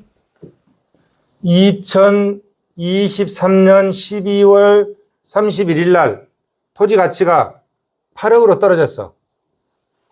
8억으로 떨어졌어. 그럼 토지 가치 증가분은 얼마야? 마이너스 2억이잖아요. 자, 마이너스 2억. 마이너스 2억이야. 마이너스 2억이야. 그러면 내가 토지를 보유하고 있으면 보유세잖아요. 지금 보유과세를 얘기하는 거잖아요. 보유과세. 네? 보유과세. 그러면은 작년 1년에 토지 가치가 2억 떨어졌으니까 2억 떨어진 거에 대해서 세금을 감해줘야지. 그죠? 거꾸로 얘기하면 작년에 내 떨어졌어. 근데 만약에 2억이 올랐어. 2억이 올랐어. 떨어지죠. 2억이 올랐어. 그래갖고 토지 가치가 12억이 됐다. 그러면 2억에 대해서 과세를 하는 거지. 옛날에 실제 과세했어요. 한때 그게 뭐죠? 토지초과 이득세. 여기 나와 있잖아요. 토지초과 이득세. 과세를 했어. 토지초과 이득세. 자, 봅시다. 토지초과 이득세. 토지 투기를 억제하고 재분배 효과 측면에서 땅값이 올랐으니까 세금 내는 거지. 확연해. 재분배 효과. 원래 근데 여기 보면 원래 지불 능력이 없는 시점에 다만 자산 가치만 증가되었다는 이유에서 과세되는 발생주 과세 방식은 납세자 입장에서 불합리하다고 비판이 있어서 헌법소원 제기해서 폐지돼 버렸어요. 이게 토지초과 이득세 폐지됐어요. 자, 그러면 땅값이 올랐어. 10억에서 12억으로 올랐어. 그럼 2억에 대해서 세금 내야 되는데 돈이 있어야 세금을 내지. 실행이 안 됐잖아요. 실현이 안 됐어. 발생은 됐지. 발생은 됐는데 실현이 안 됐어. 아니, 근데 돈도 없는데 땅만 가지고 있다고 해서 저 2억에 대해서 세금 내려가니까 이거 팔아야 내잖아요. 원본을 팔아서 세금을 내려가면 되겠어요? 이치 안 맞잖아요. 근데 여러분들이 이제 젊으니까 1년에 2억 벌 수 있을지 모르겠네. 우리 같은 나이 든 노인네들은 2억 벌겠어요, 1년에? 못 벌잖아요. 근데 2억 세금을 내라는 거야. 돌아버리는 거지. 낼 수가 없잖아요. 어떻게 내고 싶어도 낼 수가 없어. 그럼 이런 거는 뭐야? 자, 발생주 방식에 의한 과세 방식. 잘못된 법이잖아요. 이걸 팔아서 내려가는데 그게 말이 됩니까, 여러분? 말이 안 되잖아요. 팔아서 내려가는데. 그래서 없어졌어요. 이게 토지초과 이득세야. 근데 오를 수도 있고 내릴 수도 있어. 매년 변화한단 말이야. 그러면 이런 조세 제도를 이렇게 설계하지 말고 하나 가지고 있다가 언젠가는 이 사람이 땅을 팔 거 아니야. 언젠가는 팔죠. 안 팔겠어요? 언젠가는 파는 방법 두 가지 방법이지. 내가 살아있을 때 돈 주고 파는 방법. 내가 죽고 내 자식한테 파는 방법. 그 상속이잖아요. 넘어가는 방법. 무상으로. 그죠? 언젠가는 사람 죽어요. 그럼 언젠가는 죽기 때문에 그때 세금을 내면 된단 말이야. 그때 계산해서. 근데 지금 뭐 때문에 토지 투기를 억제하고 재분배 효과를 강한다 해서 지금 발생만 됐는데 실현도 안 되는데 세금을 거뒀다 이런 얘기야. 우리나라도 거뒀어요, 한때. 여러분 같으면 세금 낼 수 있습니까? 못 내잖아요. 그러니까 헌법소원 제기돼서 폐지됐어, 폐지. 요즘 이것과 비슷한 세금이 하나 또 있습니다. 그게 무슨 세금입니까? 종부세야, 종부세. 여러분 이치적으로 따져야 돼. 논리적이고 이치적으로 따져야 납득이 되잖아요. 군중심리라 할 성질이 아니잖아, 이런 것들은. 그래야 납득이 되는 거야. 내가 잘 못 살고, 내가 가난한 거기 때문에 강남에 있는 집 한 채 갖고 있는 사람, 저 사람 집 50억이니까 저 사람 세금 많이 내야 돼. 이런 식으로 가서는 안 된다는 거야. 아니, 지금 내가 갖고 있는 집 한 채 실현도 안 되는데 50억짜리 집 있어. 종부세 씹어 거기다가 만약 1억 내라 해봐봐. 그럴 리가 없지만 여러분 내겠어요. 그 집 팔아서 내야 되는데 집 하나밖에 갖고 있는 게 없는데 똑같은 이치잖아요. 이치가. 똑같은 이치예요, 이게. 그러니까 그런 식으로 세금을 운영하면 안 된다니. 근데 지금도 운영되고 있어. 지금도. 바꿔야 되는 거지. 바꿀 수가 없어. 한 번 만들어지면. 왜? 표로 결정하잖아요. 그러면 강남에 집이 없는 사람이 대부분 강남에 집이 없잖아. 그보다 더 낮은 주택에 살고 그 사람들이 반대하는 거야. 그 사람들이 반대한다고 이런 제도를 운영해서는 되겠습니까? 이거는 이치에 안 맞는 제도란 말이야. 그죠? 잘못 만들어진 제도잖아요. 그래서 이런 거는 이치에 맞게끔 과감히 세제 개혁을 할 필요가 있다. 이거는 바뀌었어요. 한때 이거 세금을 거뒀다니까 바뀌었어. 종부세도 마찬가지다. 우리가 너는 잘 사니까 당연히 세금 많이 내야지. 그렇잖아요. 누진세에 의해서 많이 내고. 그렇지만 그 세금을 내는 방법이 그 세금을 부과 징수하는 논리가 어떻게 된다고? 과세 원칙에 부합해야 된다. 과세 원칙에 부합하지 않고 세금을 부과하면 어떻게 된다? 조세 저항이 생기는 거죠. 근데 그 조세 저항이 국민 전체로 가면 바꿔지기가 쉽지만 이렇게 피해를 보는 일부분에 대해서는 바꿔지기가 쉽지 않다 이런 얘기야. 너무나 잘못된 제도들이잖아요. 그죠? 이거는 너무 불합리하고 감성적인 제도야. 이렇게 세금 제도가 만들어지면 안 된다 이런 얘기예요. 여러분들은 어떻게 합리적으로 판단해. 합리적으로. 감성적으로 가서는 안 된다 이런 얘기죠. 그죠? 그래서 지금 시행하고 있는 정부 정책에 대해서 또는 과거에 했던 정책에 대해서 이렇게 생각을 해보고 정말 시스템적이고 체계적으로 돼 있냐 이 합리성을 가지고 판단해야지 그냥 윤리적 도덕적 이 측면을 가지고 생각을 하면은 우리 사회가 화합을 이루기 어렵다 이런 얘기죠. 제가 좀 이 범위를 넘어섰는지 모르지만 지금 우리가 뭘 하고 있죠? 부의 불평등을 시정한 분배에 대해서 얘기하기 때문에 지금 얘기를 한 거예요. 그렇지만 제가 불평등을 시정하지 말자는 게 아닙니다. 당연히 불평등이 시정하자는 게 재정학이야. 시장경제하고 조금 틀리잖아요. 재정학은 시장경제 플러스 뭘 보고 있는 거죠? 사회를 보고 있는 거예요. 사회를 보고 있는 거예요. 경제학을 전공하는 선생님들 중에서도 그냥 시장경제만 전공하는 자유주의자들은 이 관점을 좀 등한시하잖아요. 근데 우리는 뭐죠? 정부 경제를 바라보는 입장이잖아요. 우리는 재정학을 지금 공부하고 있기 때문에. 그래서 부의 빈부격차를 시정하기 위한 방안, 합리적인 방안을 연구하고 마련할 필요가 있다. 이런 거죠. 조금 멀리 나갔네요. 그래서 이 토지초과 이득세는 폐지가 됐다. 근데 이 제도가 시행될 때 여기에 해당되지 않는 95%의 국민은 와 박수를 쳤지. 정의사회를 구현하고 있다고. 이건 정의사회가 아닙니다.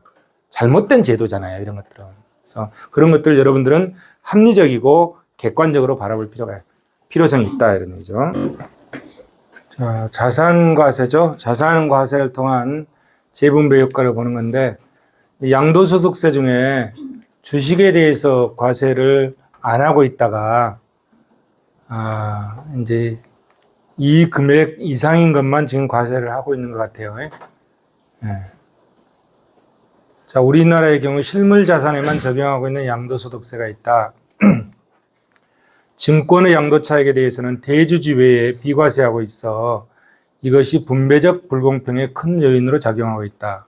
일본이나 미국처럼 증권 양도차익 과세를 도입하는 것이 바람직할 것이다. 그래서 도입을 했어요. 이런데 이제 여기 보시면 연도별로 단계적으로 지금 시행을 하잖아요.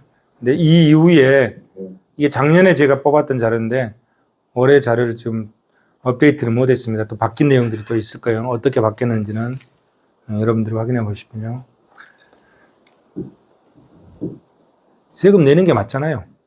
예? 주식 팔아서 남은 게 있으면 소득 있는 곳에 세금이 있다.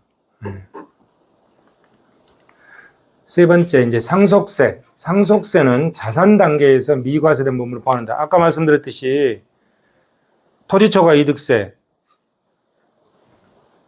그렇게 세금 부과를 안 해도 사람은 언젠가는 죽게 돼 있거든. 안 죽은 사람 아무도 없잖아요. 죽을 때 세금 내고 간다 이런 얘기야. 세금 내야 천국에서 또 받아주잖아요. 세금 내고 간다. 근데 돈은 또 못 가고 가는 거더라고요. 다 세금 내고 간다. 그래서 상속세는 자산 단계에서 미과세된 부분을 보완하는 기능이 있다.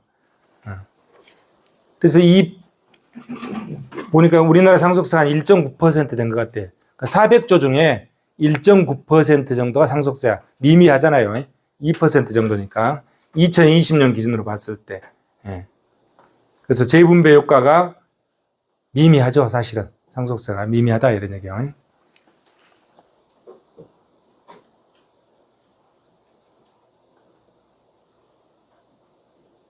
지금은 부의 불평등도가 굉장히 심화되어 있는 것 같아. 왜 그러냐면, 케인즈 이론이 적용됐던 1930년대 이전에 엄청난 부의 불평등이 있었대요. 엄청난 부의 불평등이. 왜 그러냐면, 모든 금이 다 어디로 갔냐면 미국으로 갔어요. 미국으로. 왜 그러냐면, 미국이 뒤에서 돈 대 있잖아요. 1차 세계대전, 1914년에 1차 세계대전이 발발하고 1918년에 종료가 됐잖아요. 그때 미국은 참전을 안 했어요. 참전을 안 하고 어디냐면 영국에 뒷돈 내주는 거예요. 그러니까 참전국들이 무기를 사고 뭘 하려고 하면은 돈을 대야 되는데 그때 금이 다 어디로 간 거죠? 미국으로 들어온 거예요. 미국이 엄청 화학을 누렸어요. 그러다가 어떻게 되죠? 1929년에 폭삭해버렸잖아요. 폭삭. 공급은 스스로 수요를 창출한다. 세이 이론이 확 가버린 거지. 그래가지고 나온 게 이제 케인즈 이론이잖아요. 그러면서 케인즈 이론으로 정부가 시장에 개입하기 시작한 거죠. 시작해서 그때부터 1960년도까지는 부의 불평등이 굉장히 완만했어요. 완만하다가 1970년대 들어서 오일 쇼크가 나고 스태그플레이션이 발생하면서 뭐가 들어간 거죠? 신자유주의가 다시 들어왔잖아요. 하이에크가 75세에 노벨 경제학상을 받았어요. 1974년도에 퇴직하고 나서 집에 가서 쉬고 있을 때 받았어요. 그 하이에크의 신자유주의 이론이 저번 시간에 얘기했지만 하이에크는 케인즈에 가려서 평생을 비주류로 살았어. 그러다가 75세에 노벨 경제학상 받고 1970년대 하반기 80년대부터 해서 하이에크의 이론이 세계를 지배를 했어요. 그게 뭐죠? 신자유주의 이론이야. 그래가지고 영국의 대처 수상, 미국의 레이건 대통령, 그래서 레이고노믹스가 나오고 공급 중시 경제학이 나오잖아요. 여러분 기억나시죠? 공급 중시 경제학? 네? 이론 나시죠? 케인즈 이론은 뭐예요? 유효수요 이론이 있잖아요. 고전학화 이론은 공급 중시잖아요. 그래서 신자유주의가 공급 중시 경제에 나오면서 언제까지 했죠? 그것이 2008년도 서브프라임 모기 사태까지 신자유주의가 빛을 본 거죠. 그러면서 어떻게 되죠? 부의 빈부격차가 엄청나게 심해졌어. 그렇게 가만히 보면은 정부가 시장에 개입했을 때 소득의 불균등이 더 완화됐던 것 같아요. 그리고 정부가 시장에서 조금 발을 띄고 나가면서 시장에다 맡겨놓는 순간 어떻게 되죠? 시장은 공평성으로 가는 게 아닙니다. 시장은 뭐 들어가죠? 효율성으로 가는 거예요. 공평성은 누가 해주는 거죠? 정부가 해주는 거예요. 시장은 공평성을 절대 찾아가지 않아요. 시장은 아까 뭐라고 했죠? 기업은 이윤극대화, 가게는 효용극대화, 이기성의 바탕을 두고 간다. 이기성의 바탕을 두고. 근데 시장에다 맡겨놓은 순간 신자유주의의 빈부격차 너무 벌어져가지고 지금도 빈부격차가 너무 심하잖아요. 옛날에는 우리나라 연봉 제일 많은 사람이 뭐 몇십억 이랬어. 이제 수백억씩 됩니다. 대기업 회장도 수백억씩 돼요. 그게 이제 자연스럽게 다 받아. 여러분, 가면 여러분이 1년에 1억 벌기 위해서 엄청 고생할 거라고. 엄청 고생할 거라고. 저분은 300억, 500억 가져가, 한 달에. 1년에 가져가. 너무 빈부격차가 심하잖아요. 응? 그렇게 시장에 맡겨놓을수록 시장에다만 맡겨놓으면 부의 불평등이 너무 심해진다. 이런 거지. 응? 부의 불평등이. 그래서 뭔 얘기하다 여기까지 했죠? 어쩐 재분배 기능 얘기하다 보니까. 상속세. 상속세. 그래서 상속세로 재분배 기능을 하기 위해서 옛날에 상속세가 영국 같은 경우는 98%였어, 98%. 거의, 그러면 너나 나나 출발선을 똑같이 해준다는 의미에서 상속세로 거의 다 징수를 다 해버렸어요. 그러다가 그 신자유주의 시대에 하이에크 이론이 들어오면서 세금이 확 깎였어요. 소득세도 미국의 소득세 최고세율이 80%였다가 몇 프로로? 40%대로 깎였어. 그거는 바람직하게 간 것 같아. 그런 부분은. 그렇게 신자유주의자가 신자유주의 이론이 무조건 비판만 할 게 아니에요. 우리 시장을 합리적인 방향으로 조정해 준 측면이 있어요. 긍정적인 측면이 항상 있어. 그렇잖아요. 이게 보수나 진보나 양쪽이 어느 게 옳고 나쁘다 이런 게 아니잖아요. 이게 균형을 맞춰서 가야 되는 건데 그런 부분에 좋은 장점도 많이 있어요. 근데 부의 불평등 측면에서는 시장에다 맡겨놓으니까 너무 심화됐다 이런 얘기지. 너무 심화됐다. 그래서 그거를 어떻게 줄여서 수직적 공평을 달성해 줄 것이냐. 그 문제들이죠. 재분배 기능, 상속세, 죽을 때 돈 내고 간다 이런 얘기야. 자, 앞에 있던 거. 자, 상속세 1.9% 여기 나오죠? 상속세 어디 있어? 여기 나오잖아요. 상속세 1.9%. 국세 중 1.9%. 100% 중에 1.9%. 미미하잖아요. 자, 그 다음에 조세 지출. 아까 조세 지출이라는 개념 설명했죠? 자, 재정 지출이면 재정 지출이고, 조세 수입이면 조세 수입이지. 왜 조세 지출이라는 용어를 썼을까? 조세 지출은 세금이 정부에 갔다가 다시 나한테 온다는 논리다. 근데 그 과정을 생략했다. 그래서 조세 지출이다. 그럼 뭐다? 비과세, 감면, 이런 것들은 뭐다? 조세 지출이라고 한다. 개념이 이해되시죠? 조세 지출. 자, 조세 지출. 사실상 징수해야 할 조세를 징수하지 않은 것이다. 세수 측면에서 세수 감소가 일어난다. 민간 입장에서는 조세가 지출된 액수만큼 절세를 한 셈이지만 정부 입장에서는 거두어야 할 세금을 안 거둔 것이다. 조세 감면액만큼 정부가 민간에게 지출한 것이나 다름없다 이런 얘기지. 우리 회사도 좀 이런 것 좀 해줬으면 좋겠어. 조세 지출은 민간에게 보조금을 간접적으로 지출한 것이다. 그래서 조세 지원이라는 표현도 쓴다. 정부의 직접 지출은 예산 규모를 증대시키지만 간접적인 조세 지출은 세수를 감소시킨다.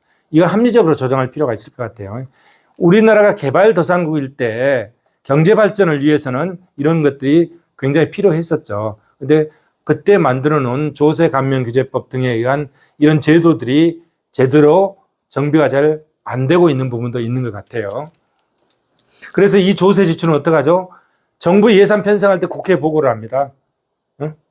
매년 어느 정도 되는지, 이 규모가 국회에 보고하게 됐죠. 자, 조세 지출의 개념, 우리 다 설명했죠?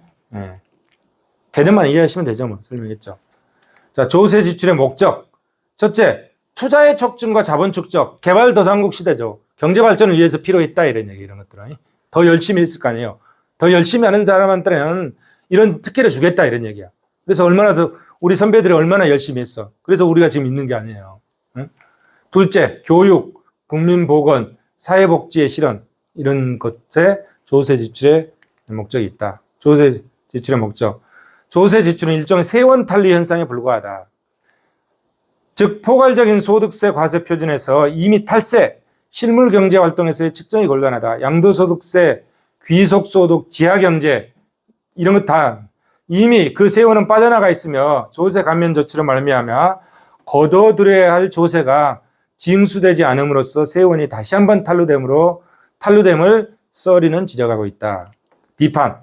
최근 각종 조세의 민간 지원 조치는 배분의 비효율성과 불공평성을 초래한다. 왜 우리 회사는 안 해줘? 저희 회사는 해주고. 기분 나쁘잖아요. 공평하지 않다고 느끼는 거지. 민간 경제에 대한 조세 우대 조치가 그 시효가 지나 소기의 효과를 이미 달성하고 지금은 기대할 수 없는데 지금도 해주고 있는 경우들이 있다. 이런 얘기예요. 한번 제도가 만들어지면 바꾸기가 쉽지가 않잖아요. 여건 변동으로 인해서 정책 목표와 모순되는 결과를 가져올 수도 있는 것이다. 조세 특별 조치의 역기능을 방치한다면 국민 경제적으로 부정적인 효과가 발생한다. 그래서 적절한 대책이 필요하다. 이런 얘기죠.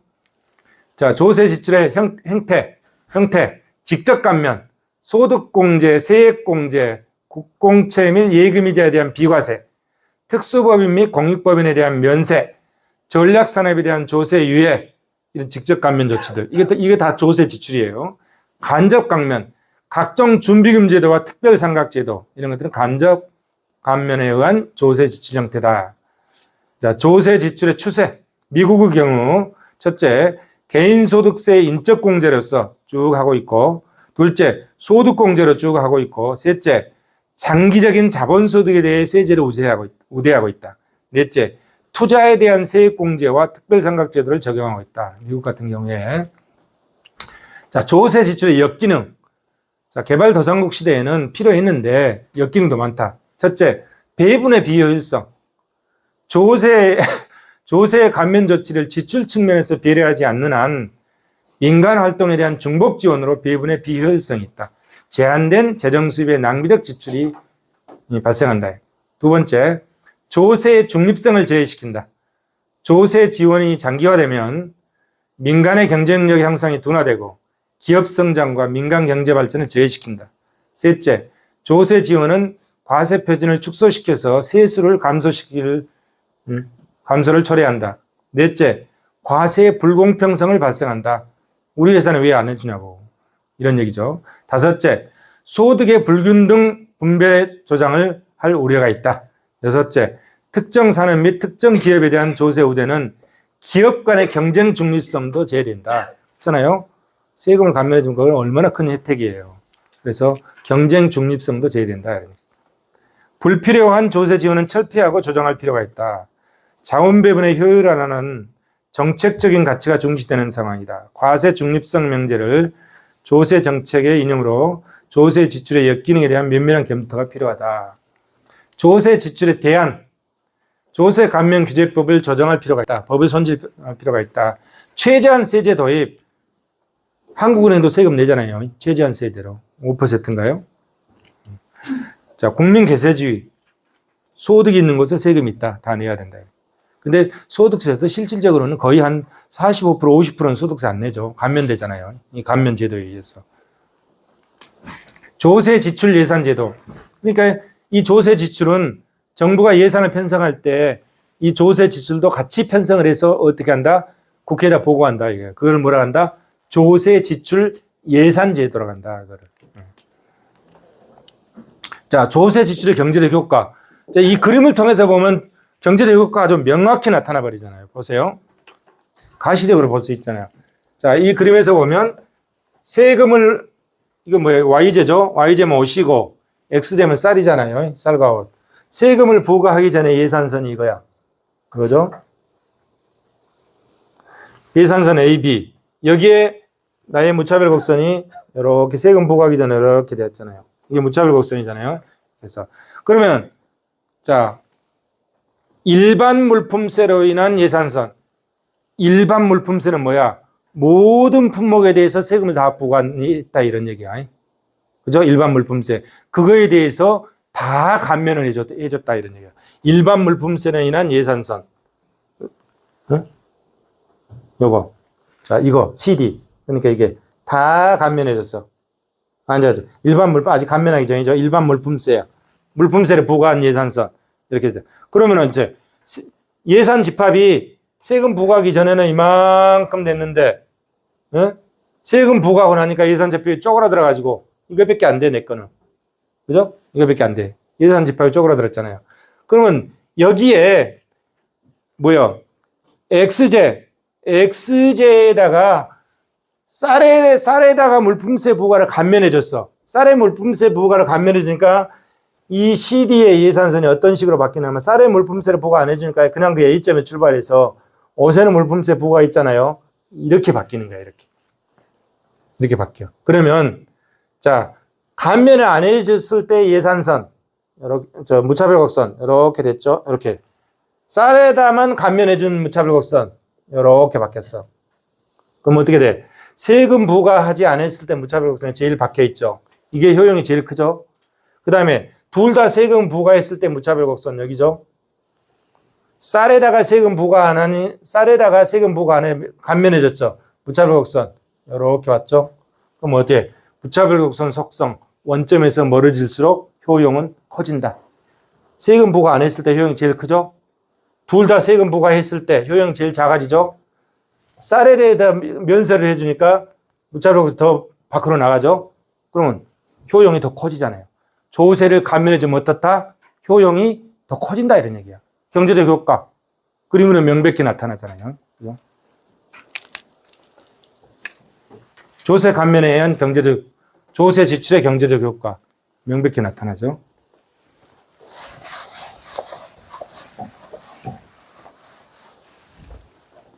자, 그 다음에 조세 지출의 경제적 효과. 앞에 설명한 거예요. 넘어가고. 그 다음에 조세 지출 예산 제도. 이거는 정부가 국회에다가 보고하는 것을 예산 제도라고 그랬죠. 조세 지출 예산 제도. 조세 지원의 역기능을 근본적으로 제거할 수 있는 강력한 수단 하나로서 조세 지출 예산 제도가 제시되고 있다. 조세 지출 예산은 조세 지원의 내용을 직접 지출 예산에 계상함으로써 하나의 목표를 위한 지원 수단의 중복을 회피하는 데 그 목적이 있다. 예를 들면 서민주택 건설을 촉진하기 위해서 보조금 지급이 수행되는 여건에서 서민주택의 특별상각 조치가 세제 측면에서 배려된다면 이는 이중효과다 이런 얘기야. 이중효과다. 조세 지출 예산 제도의 효과. 첫째, 조세가 감면되는 내용과 금액을 지출 예산에 그대로 계산해서 반영한다. 둘째, 중복 지원, 불필요한 과대 지원 등을 밝힌다. 셋째, 조세 지출 예산의 집행은 조세 감면에 기인한 수직적, 수평적 불공평을 완화시킨다. 넷째, 조세 지출의 효율화와 조세 제도의 개선은 세수의 증대, 재정 수요를 원활하게 충당할 수 있다. 다섯째, 조세 지출 예산의 효과 중 가장 중요한 것 중에 하나로서 세원 탈루를 방지할 수 있다. 이런 효과들이 있다. 자, 조세 지출 예산의 특성, 조세 지출의 특성, 조세 지출의 특성, 조세 지출 예산 제도의 특성, 조세 지출 예산 제도의 문제점. 우리나라는 1999년도부터 이 제도를 도입해서 시행한 후 조세 지출 비율이 꾸준히 감소하고 있다. 다 됐나요?